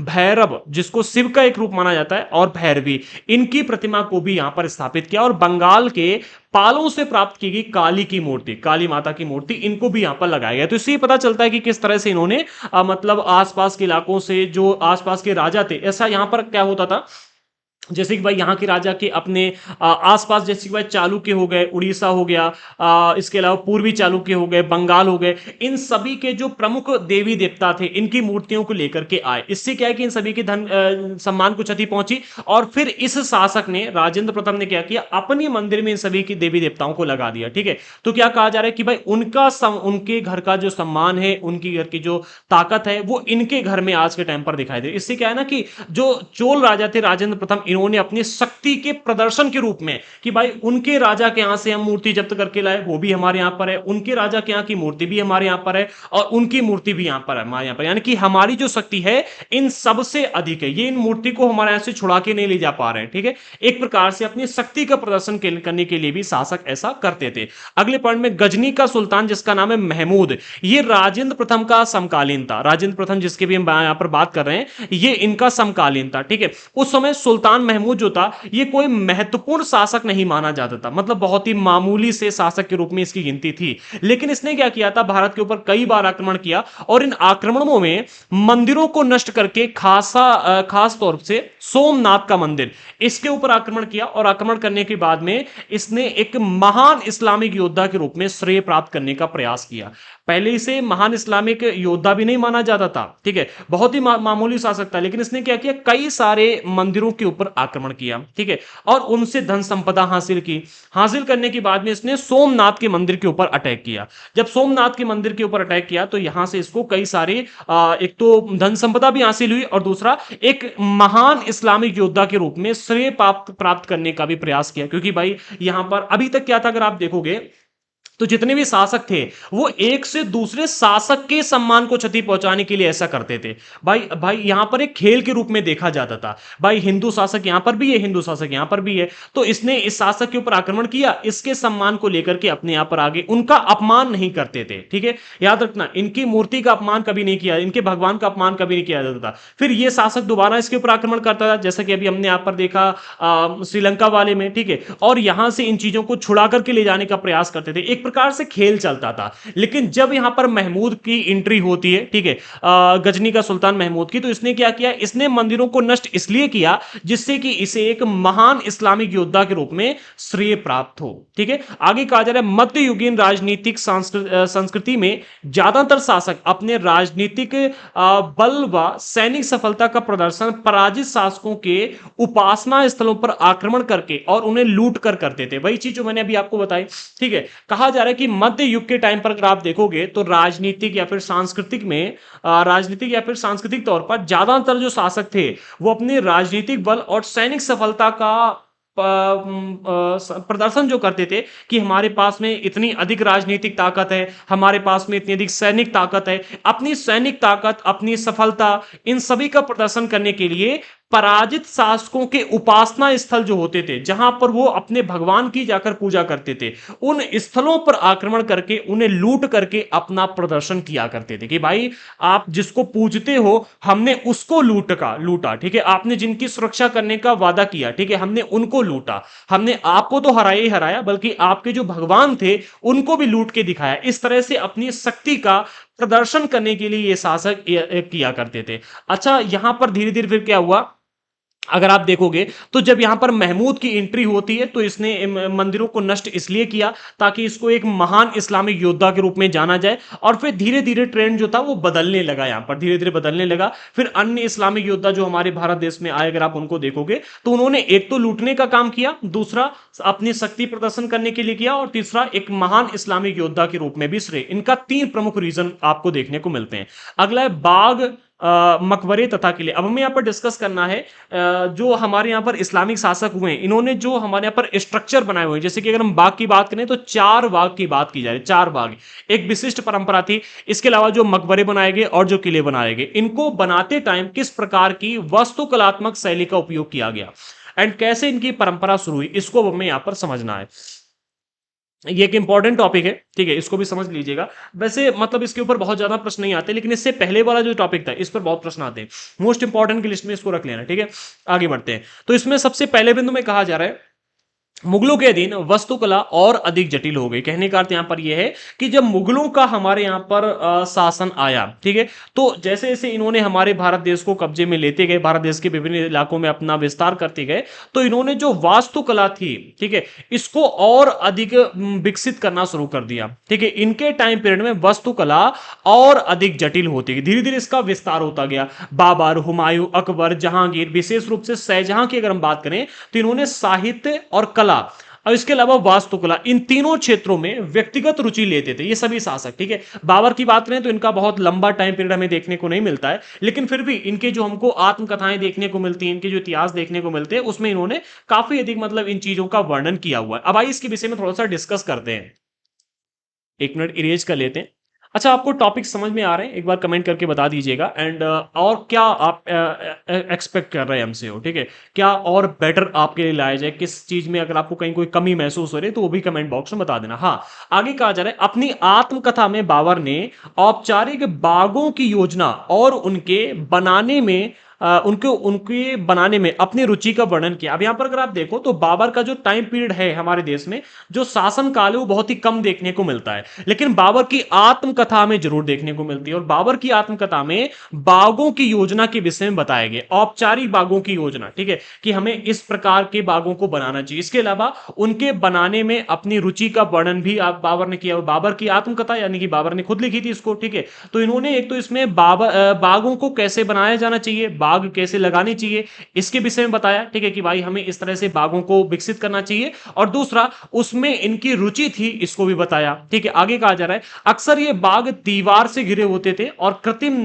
नहरों द्वारा चार भागों में विभाजित आयताकार अहाते में स्थित होते थे। अब इसको समझो थोड़ा सा डिटेल में, हम आपको ड्रॉ करके बताते हैं कि इसमें कैसा बताया जाए। जैसे कि भाई एक ये इलाका है, ठीक है, ये अब यहां पर क्या है कि भाई एक नहर ऐसी निकाल दी, एक नहर ऐसी निकाल दी, एक नहर ऐसी निकाल दी, ठीक है। यहां पर एक बाग हो गया, यहां पर हो गया, यहां पर हो गया, यहां पर हो गया, ये नहरें वहरी, और इसके चारों तरफ, ठीक है, ये जो इलाका है इसके चारों तरफ बाउंड्री कर दी, दीवार बनाई, चारों तरफ दीवार बनाई ताकि बाहर से कोई आ ना पाए। और भाई बीच में नहरें बह रही हैं, ऐसे नहर चल रही है, कृत्रिम नहर हुआ करती थी, ठीक है, कृत्रिम नहरों की यहां पर बात की जा रही है। तो बीच में कृत्रिम नहर बना दी और चार बाग में, ठीक है, एक ही बाग हो गया, एक ही हो गया, और चारों भागों में क्या है कि बाग लगा दी। इस तरह के बागों का वर्णन आपको देखने को मिलता है। अक्सर ही जो बाग होते थे दीवार से घिरे होते थे, जो कि हमने देख लिया, और कृत्रिम नहरों के द्वारा, कृत्रिम नहर जैसे कि एक ये नहर निकाल दी, एक ये निकाल दी, ठीक है, चार भागों में विभाजित आयताकार अहाते में होते थे। अच्छा, ये जो हमने यहां पर चौकोर बना दी, चौकोर नहीं होते थे,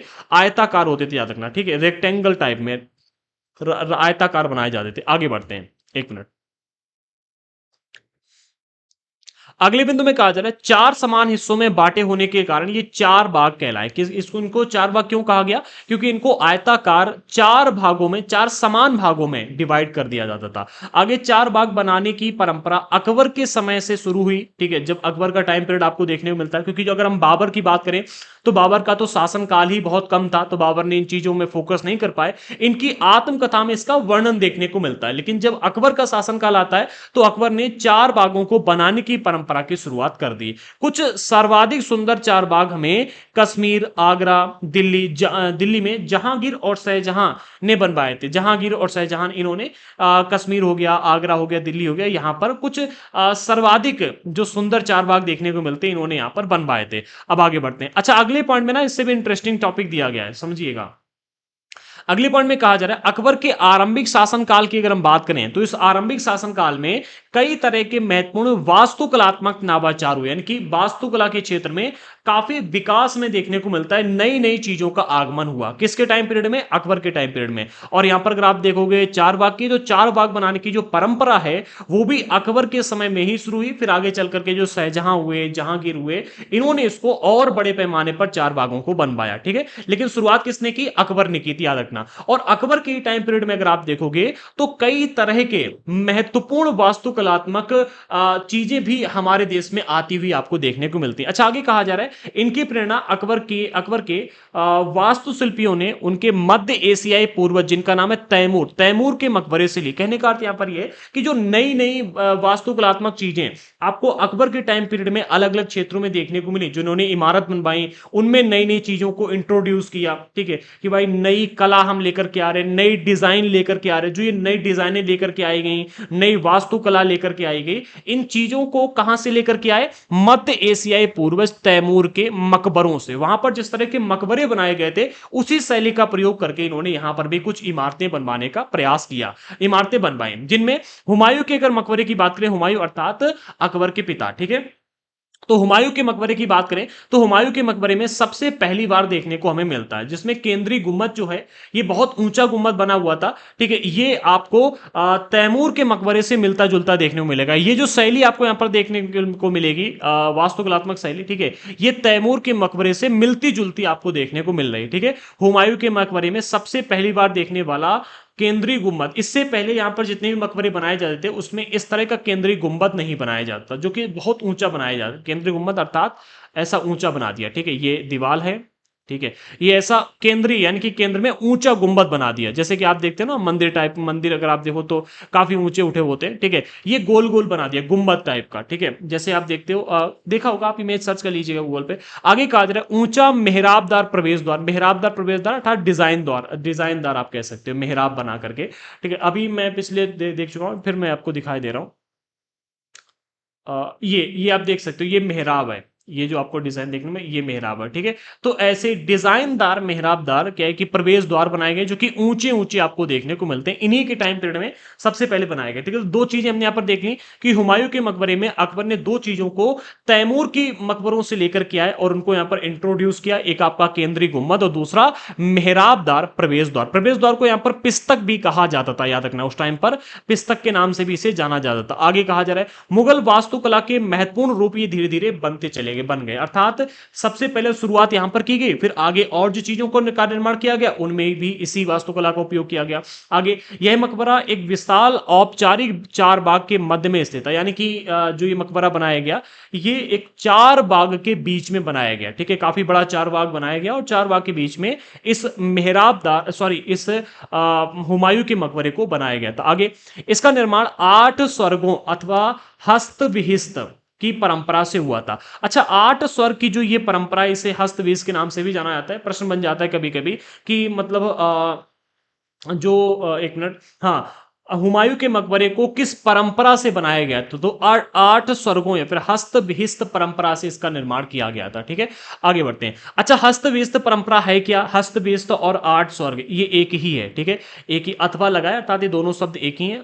8 स्वर्गों का अर्थ हस्तविस्त, और हस्तविस्त को 8 स्वर्ग के नाम से जाना जाता है। ठीक है, इसमें होता क्या था, जिसमें केंद्रीय कक्ष 8 कमरों से घिरा हुआ होता था। केंद्रीय कक्ष अर्थात आप कह सकते हो हुमायूं का केंद्रीय मकबरा हो गया, जहां पर हुमायूं रहते होंगे। ठीक है, और इसके आसपास 8 कमरे बना दिए गए, तो 8 कमरों से घेर करके एक केंद्रीय कक्ष बनाया जाता था। इसी को हस्त बिहस्त बिहिस्त या फिर 8 स्वर्ग के नाम से जाना जाता था। आगे बढ़ते हैं। इस इमारत का निर्माण लाल बलुआ पत्थर से हुआ था, यानी कि जो ये हुमायूं का मकबरा बनाया गया लाल बलुआ पत्थर से बनाया गया, तथा इसके किनारे सफेद संगमरमर से बने हुए थे। ठीक है, तो वो मतलब एक नॉर्मल सी चीज है, इस पर बहुत ज्यादा फोकस करने की आवश्यकता नहीं। आगे बढ़ते हैं।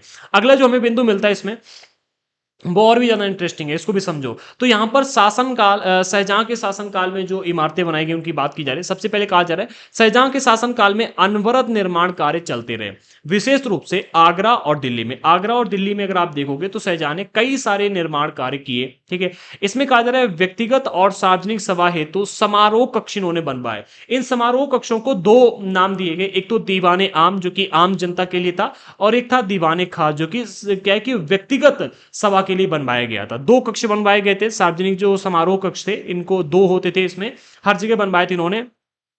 एक दीवाने आम जहां पर जनता आया करती थी, और एक दीवाने खास जहां पर ये लोग प्राइवेट मीटिंग्स वगैरह किया करते थे। ठीक है, तो शाहजहां के शासनकाल में आपको अनवरत निर्माण यानी कि ना रुकने वाला कभी भी निर्माण देखने को मिलता है।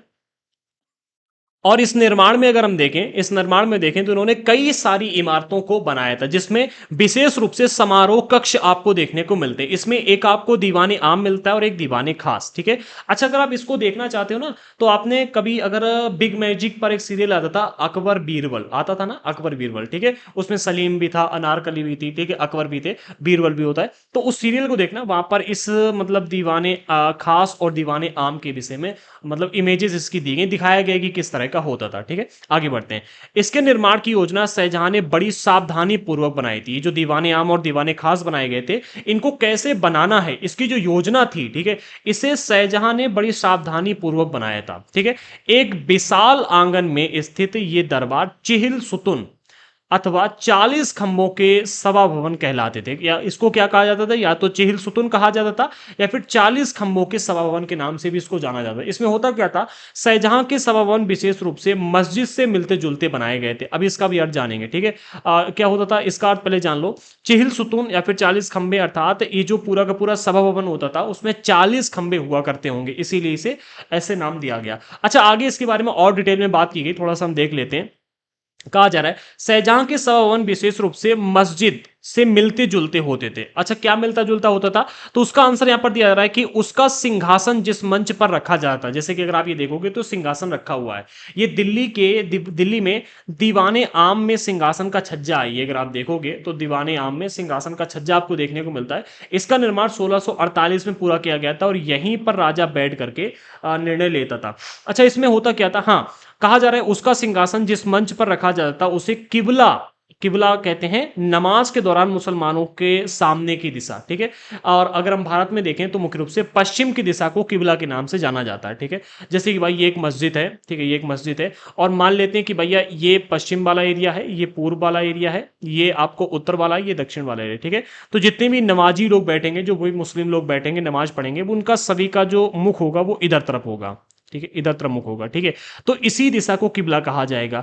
और जो इनका ये सिंहासन आपको देखने को मिलता था, जो मंच होता था, वो भी कहां पर होता था, इसी पश्चिम दिशा की ओर होता था। इसको अभी आप यहां पर याद रखना। ठीक है,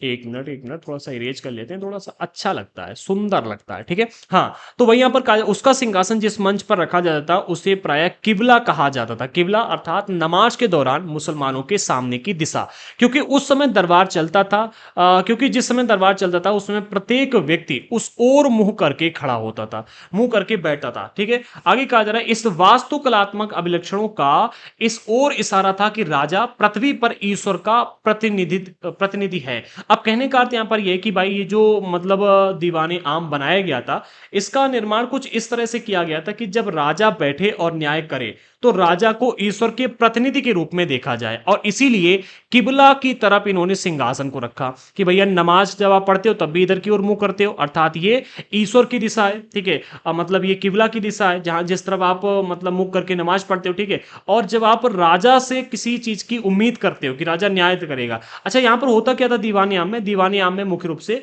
लोग अपने अपने फरियाद लेकर के आते थे, या फिर यूं कहें कि अपनी अपनी समस्याएं लेकर के आते थे, और फिर राजा उन समस्याओं का समाधान यहाँ पर करता था। ठीक है, लड़ाई झगड़े की तो क्या है कि जो बड़ी बड़ी प्रॉब्लम्स होती थी उनको लेकर के आते थे यहाँ पर। ठीक है, अच्छा, यहाँ पर जब कोई आता था तो राजा से उम्मीद करता था कि राजा उसको मतलब न्याय दें। ठीक है, और राजा न्याय देने के लिए हर प्रयास भी यहाँ पर करता था। राजा ने अपने आप को किबला की दिशा में इसलिए बिठा करके रखा हुआ था ताकि लोग उसे ईश्वर के प्रतिनिधि के रूप में माने। ठीक है, आगे ये भी कहा जा रहा है, आगे भी देख लेते हैं क्या कहा जा रहा है। एक मिनट, एक मिनट।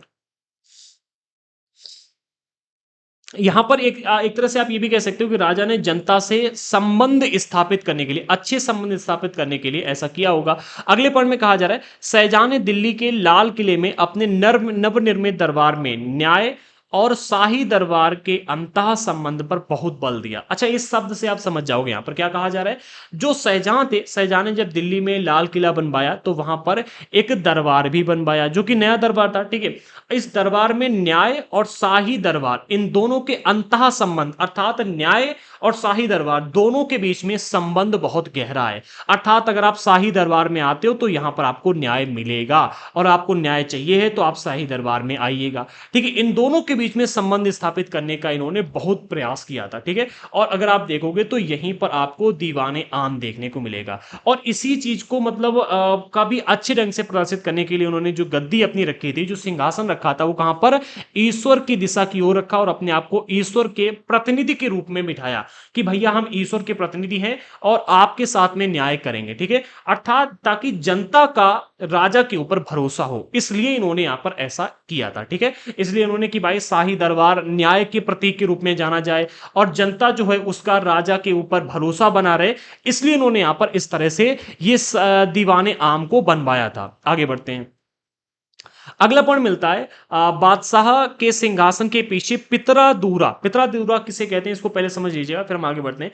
पितरादूरा एक उत्कीर्णित, उत्कीर्णित का अर्थ होता है उभरा हुआ। जैसे कि हम देखते हैं कई बार बर्तन जो होते हैं, बर्तन के ऊपर कुछ लिखा जाएगा, या फिर हम कहें कि भाई आपने कई जगहों पर आपने लिखा हुआ देखा होगा। ठीक है, मोटे मोटे अक्षरों में, मतलब जैसे सिल पर लिखा हुआ है, या फिर किसी पीतल, आपने सिक्के देखे होंगे। ठीक है, सिक्कों के ऊपर जो मतलब लिखे होते हैं कि भाई 10 रुपए लिखा हुआ, तो उभरा हुआ लिखा होता है। ठीक है, इसी तरह से तो यहां पर कहा जा रहा है इनके जो सिंहासन के का पिछला हिस्सा था, इनके पीछे पितरादूरा के जड़ाऊ काम की एक श्रृंखला बनाई गई थी। पितरादूरा किसे कहते हैं, उत्कीर्णित अर्थात उभरे हुए संगमरमर अथवा बलुआ पत्थर पर रंगीन ठोस पत्थरों को दबा करके बनाए गए सुंदर अथवा सुंदर तथा अलंकृत नमूने, जो सुंदर और अलंकृत नमूने हुआ करते थे। ठीक है, उनको, या फिर कहेंगे भाई कोई भी सुंदर मूर्ति है, चित्र है, जिसको आप ठोस पत्थरों को दबा करके बना रहे हैं, ठीक है, उसे हम कहते हैं पितरादूरा। ठीक है, ये उत्कीर्णित संगमरमर अथवा बलुआ पत्थर के ऊपर बनाए जाते थे, जो कि रंगीन और ठोस पत्थरों को दबा करके यहां पर बहुत ही सुंदर नमूने तैयार किए जाते थे। ठीक है, हम कह सकते हैं जैसे आज के टाइम पर सिक्के बनाए जा रहे हैं ना, इसी तरह से पहले इनके ऊपर आकृतियां बनाई जाती थी। आगे बढ़ते हैं।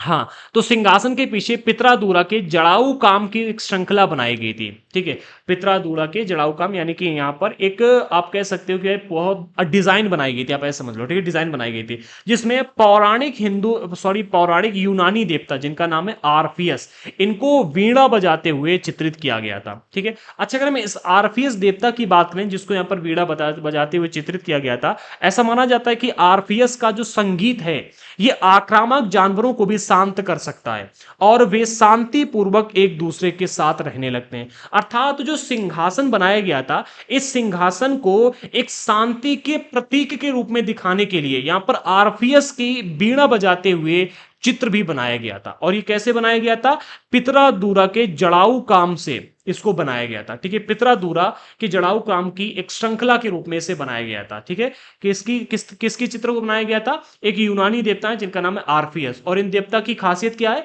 कि जब भी ये अपने वीणा को बजाते हैं, ठीक है, तो अगर बहुत ही भयानक जानवर है, शेर है या फिर हाथी है, पागल हाथी भी होगा ना, बहुत आक्रामक जानवर भी होगा, वो भी इनकी वीणा की आवाज सुन के शांत हो जाएगा। ठीक है, उसको सिंहासन के ऊपर बनाया ताकि सिंहासन जो है ये शांति के प्रतीक के रूप में जाना जाए। ठीक है, इसलिए आगे बढ़ते हैं। अच्छा, यहां पर देखो एक्सप्लेनेशन जो है आपको कैसा लग रहा है वो भी एक बार कमेंट बॉक्स में जरूर बताना। अगला हमारा जो पॉइंट है वो ये कि शासन के आरंभिक वर्षों में शाहजहां की राजधानी आगरा थी। ठीक है, आरंभिक वर्ष यानी कि स्टार्टिंग के टाइम में अगर आप देखोगे तो शाहजहां की राजधानी क्या थी? आगरा। इस शहर में विशिष्ट वर्गों, विशिष्ट वर्ग अर्थात जो उस समय के खास लोग रहे होंगे, अमीर वर्ग के व्यक्ति हो सकते हैं, व्यापारी लोग हो सकते हैं, राज परिवार के लोग हो सकते हैं, तो विशिष्ट वर्गों ने अपने घरों का निर्माण यमुना नदी के तटों पर करवाया हुआ था। जो यमुना नदी आपको देखने को मिलती है, यमुना नदी के किनारे विशिष्ट वर्ग के लोगों ने अपने घरों का निर्माण करवाया होगा। ठीक है, इनका निर्माण चार बाग की रचना से ही के ही समान औपचारिक बागों के बीच में हुआ था। कहने का अर्थ यहां पर है, जो ये घर बनवाए गए थे, ये चार बाग की परंपरा से मिलता जुलता आपको देखने को मिलता है। यहां पर जिस प्रकार से मकान बनवाए गए थे वो मकान, ठीक है, कहा जा रहा है कि इनका निर्माण चार बाग की रचना के ही समान, बिल्कुल वैसे ही नहीं था। ठीक है, चार बाग की परंपरा नहीं थी, बिल्कुल इसके समान औपचारिक बागों के बीच में बनाया गया था। बिल्कुल चार बाग की परंपरा देखने को नहीं मिलती है, औपचारिक रूप से बाग दिए गए थे और इस चार बाग के समानता इसमें आपको देखने को मिलती है। चार बाग की योजना के अंतर्गत ही अन्य तरह के बाग भी थे, जिन्हें इतिहासकार नदी तट बाग कहते हैं। क्या कहते हैं? नदी तट बाग। एक तो चार बाग हो गए जिनको हमने देख लिया, चार बाग के अलावा आपको कुछ नदी तट बाग भी देखने को मिलते हैं, जो कि चार बाग के से मिलते जुलते हैं, लेकिन पूर्ण रूप से वैसे ही नहीं है। अगर पूर्ण रूप से वैसे ही होते तो इनको भी चार बाग कहा जाता। आगे बढ़ते हैं। इस तरह के बाग में निवास स्थान चार बाग के बीच में स्थित ना होकर के नदी तटों के पास बाग के बिल्कुल किनारे पर होता है। जो नदी के तट वाले एरिया होते हैं उसके पास में, बाग के बिल्कुल किनारे। ठीक है, इसीलिए इसे नदी तट बाग कहा गया है। आगे बढ़ते हैं। अच्छा, बहुत इंपॉर्टेंट ये नहीं है, ठीक है, याद रखना।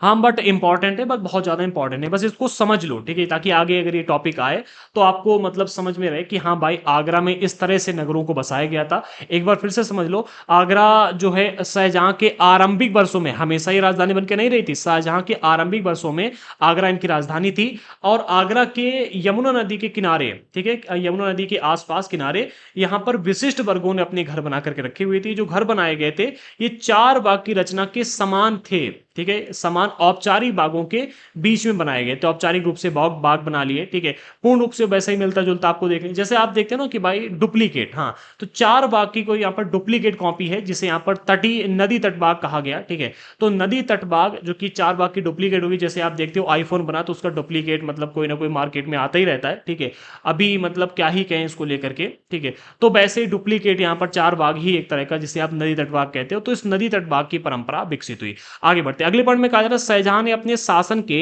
भव्यतम वास्तु शासन की भव्यतम वास्तुकलात्मक उपलब्धि ताजमहल के नक्शे में नदी तट बाग की योजना अपनाई। यहां सफेद संगमरमर पर मकबरा नदी तट के एक चबूतरे पर तथा बाग इसके दक्षिण में बनाया गया था। समझो इस चीज को यहाँ पर क्या कहा जा रहा है, काफी अच्छे ढंग से यहाँ पर आप समझ लो कि नदी तट बाग क्या है और इसमें क्या कहा जा रहा है। तो कहा यहाँ पर ये जा रहा है कि शाहजहां की अगर आप सबसे मतलब विशिष्ट वस्तुकलात्मक उपलब्धि को देखोगे, जिन्होंने सबसे अच्छी वस्तुकला बनवाई थी, वो ये आपको ताजमहल देखने को मिला। अच्छा, यहाँ पर कमेंट बॉक्स में बताइए कि कितने लोग ऐसे हैं जो ताजमहल देखने के लिए गए। वैसे ये एक मकबरा है, ठीक है, ये एक मकबरा है। ठीक है, और इसे कितने लोग देखने के लिए गए कमेंट बॉक्स में जरूर बताना। ठीक है, तो शाहजहां के शासनकाल की सबसे विशिष्ट उपलब्धि हमें यही देखने को मिलती है कि इन्होंने इतना सुंदर ताजमहल बनवाया। अब इस ताजमहल को बनवाते समय जो मतलब योजना अपनाई गई उसको यहां पर समझो। तो ताजमहल के नक्शे में अगर आप देखोगे तो नदी तट बाग की योजना को अपनाया गया है। यहां सफेद संगमरमर का मकबरा नदी तट के एक चबूतरे पर, अगर आप देखोगे तो यहां पर आपको ये कृत्रिम नहरें देखने को मिल रही हैं। ये पानी भरा हुआ है, ठीक है, ये भी कृत्रिम नहर है। ठीक है, ये बीच में भी आपको इलाका देखने को मिल रहा है। कहा जा रहा है कि भाई ये जो ताजमहल है ये मकबर नदी के तट के एक चबूतरे पर तथा बाग इसके दक्षिण में बनाया गया था। जैसे कि भाई ये ताजमहल बना दिया गया, ठीक है, कहा जा रहा है नदी तट के एक चबूतरे, ये नदी गई, ठीक है, नदी का ये तट है और तट का ये चबूतरा है। ठीक है, तट के चबूतरे के ऊपर बना दिया इसे, ठीक है, ताजमहल को बना दिया। ठीक है, और ताजमहल के दक्षिण में बाग बनाया गया था। चबूतरे तथा बाग इसके दक्षिण में था, दक्षिण एरिया यानी कि आप ये कह सकते हो। ठीक है, तो दक्षिण में बाग, जैसे कि आप यहां पर देख भी सकते हो, ये आपको नदी देखने को मिले। आई थिंक इसके पीछे से नदी गई होगी। ठीक है, ये तो मतलब अलग ही देखने, मैं तो कभी गया नहीं हूं ताजमहल देखने के लिए। आप लोग अगर गए हो तो इसके विषय में जानते होगे थोड़ा बहुत। ठीक है, मैं नहीं गया, सच में गई कभी नहीं गया ताजमहल देखने। कभी होगा, अगर टाइम मिलेगा मैं कभी आगरा जाऊंगा, देखने जाऊंगा। ठीक है, तो यहां पर वही दिखाया जा रहा है कि भाई किस तरह से यहाँ पर इसमें इन्होंने इसका निर्माण किया था, नदी तट बाग योजना का इस्तेमाल किया था इसको बनाने के लिए। चार बाग योजना का इस्तेमाल इसको बनाने के लिए नहीं किया गया था। तो कभी कभी प्रश्न पूछ देता है कि ताजमहल को बनाते समय किस योजना का इस्तेमाल किया गया। दो योजनाएं दे देगा, तीन दे देगा, चार दे देगा, एक नदी तट बाग योजना, एक चार बाग योजना, ठीक है। तो आपको नदी तट बाग योजना ही चूज करनी है, याद रखना, ठीक है। आगे बढ़ते हैं। अगले पॉइंट में जो यहां पर कहा जा रहा है वो ये कि 1638 में शाहजहां ने अपनी राजधानी आगरा से दिल्ली स्थानांतरित की। स्टार्टिंग में आगरा थी, लेकिन इन्होंने क्या किया, धीरे धीरे धीरे 1638 में जाकर के दिल्ली स्थानांतरित कर दिया, यानी कि अब इनकी दिल्ली राजधानी बन गई। अब जो ये ताजमहल है इसका निर्माण 1643 में पूरा हुआ था, याद रखना, ठीक है।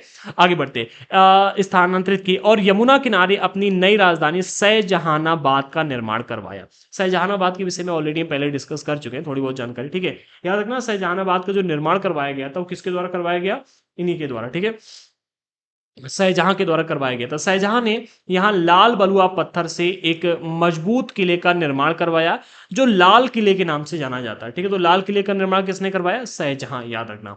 ये लाल किला लाल किले की निकट शाहजहां ने, हाँ के निकट होगा, के निकट शाहजहां ने जामा मस्जिद का भी निर्माण करवाया था, जिसको आज भी अगर आप देखोगे तो हमें देखने को मिलती है, ठीक है। आगे बढ़ते हैं।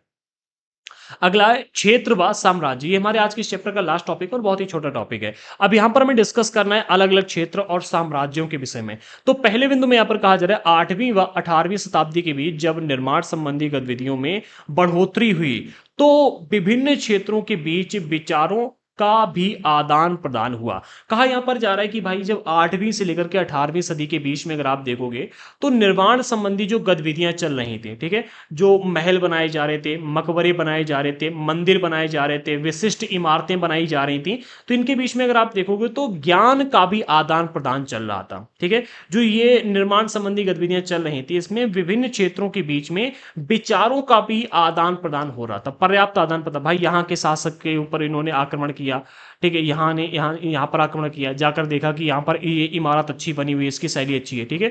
तो यहाँ के मजदूरों को पकड़ के ले आया और कहा कि हमारे यहाँ भी ऐसी बनाओ। फिर ये यहाँ पर आया, आक्रमण किया, तो यहाँ के मजदूरों को पकड़ के ले गए, या फिर अपने लोगों को यहाँ पर भेजा कि भाई पता लगा के आओ कैसा है। तो धीरे धीरे धीरे क्या है कि जैसे जैसे एक से दूसरे राज्य के बीच में ये गए तो धीरे धीरे ज्ञान का भी आदान प्रदान हुआ और कुछ नई विशिष्ट शैलियों का भी विकास हुआ।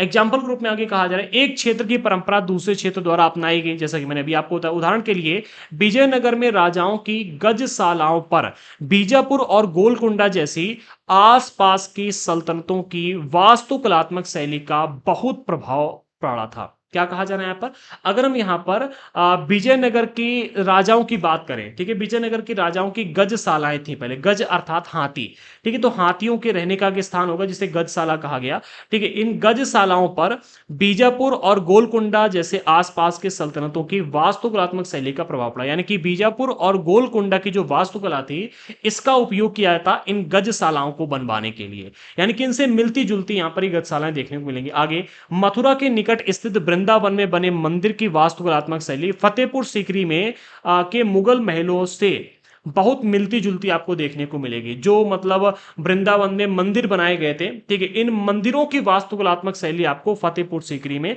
जो मुगलों के महल बनाए गए उनसे मिलती जुलती मिलेगी। अब किसने कौन सा कॉपी किया इसका यहां पर डिटेल नहीं दिया गया, वृंदावन वालों ने कॉपी किया या फिर मुगलों ने कॉपी किया। वैसे यहां पर मुगलों ने ही कॉपी किया होगा क्योंकि यहां पर वृंदावन का नाम पहले दिया गया है और मुगलों का नाम यहां पर बाद में दिया जा रहा है, ठीक है। तो यहां पर मुगलों ने, और अगर आप देखोगे तो वृंदावन या फिर मंदिरों की अगर हम शैली की बात करें, वास्तुकलात्मक शैली की, तो वो अलग ही आपको देखने को मिलती है हर मंदिर की, ठीक है।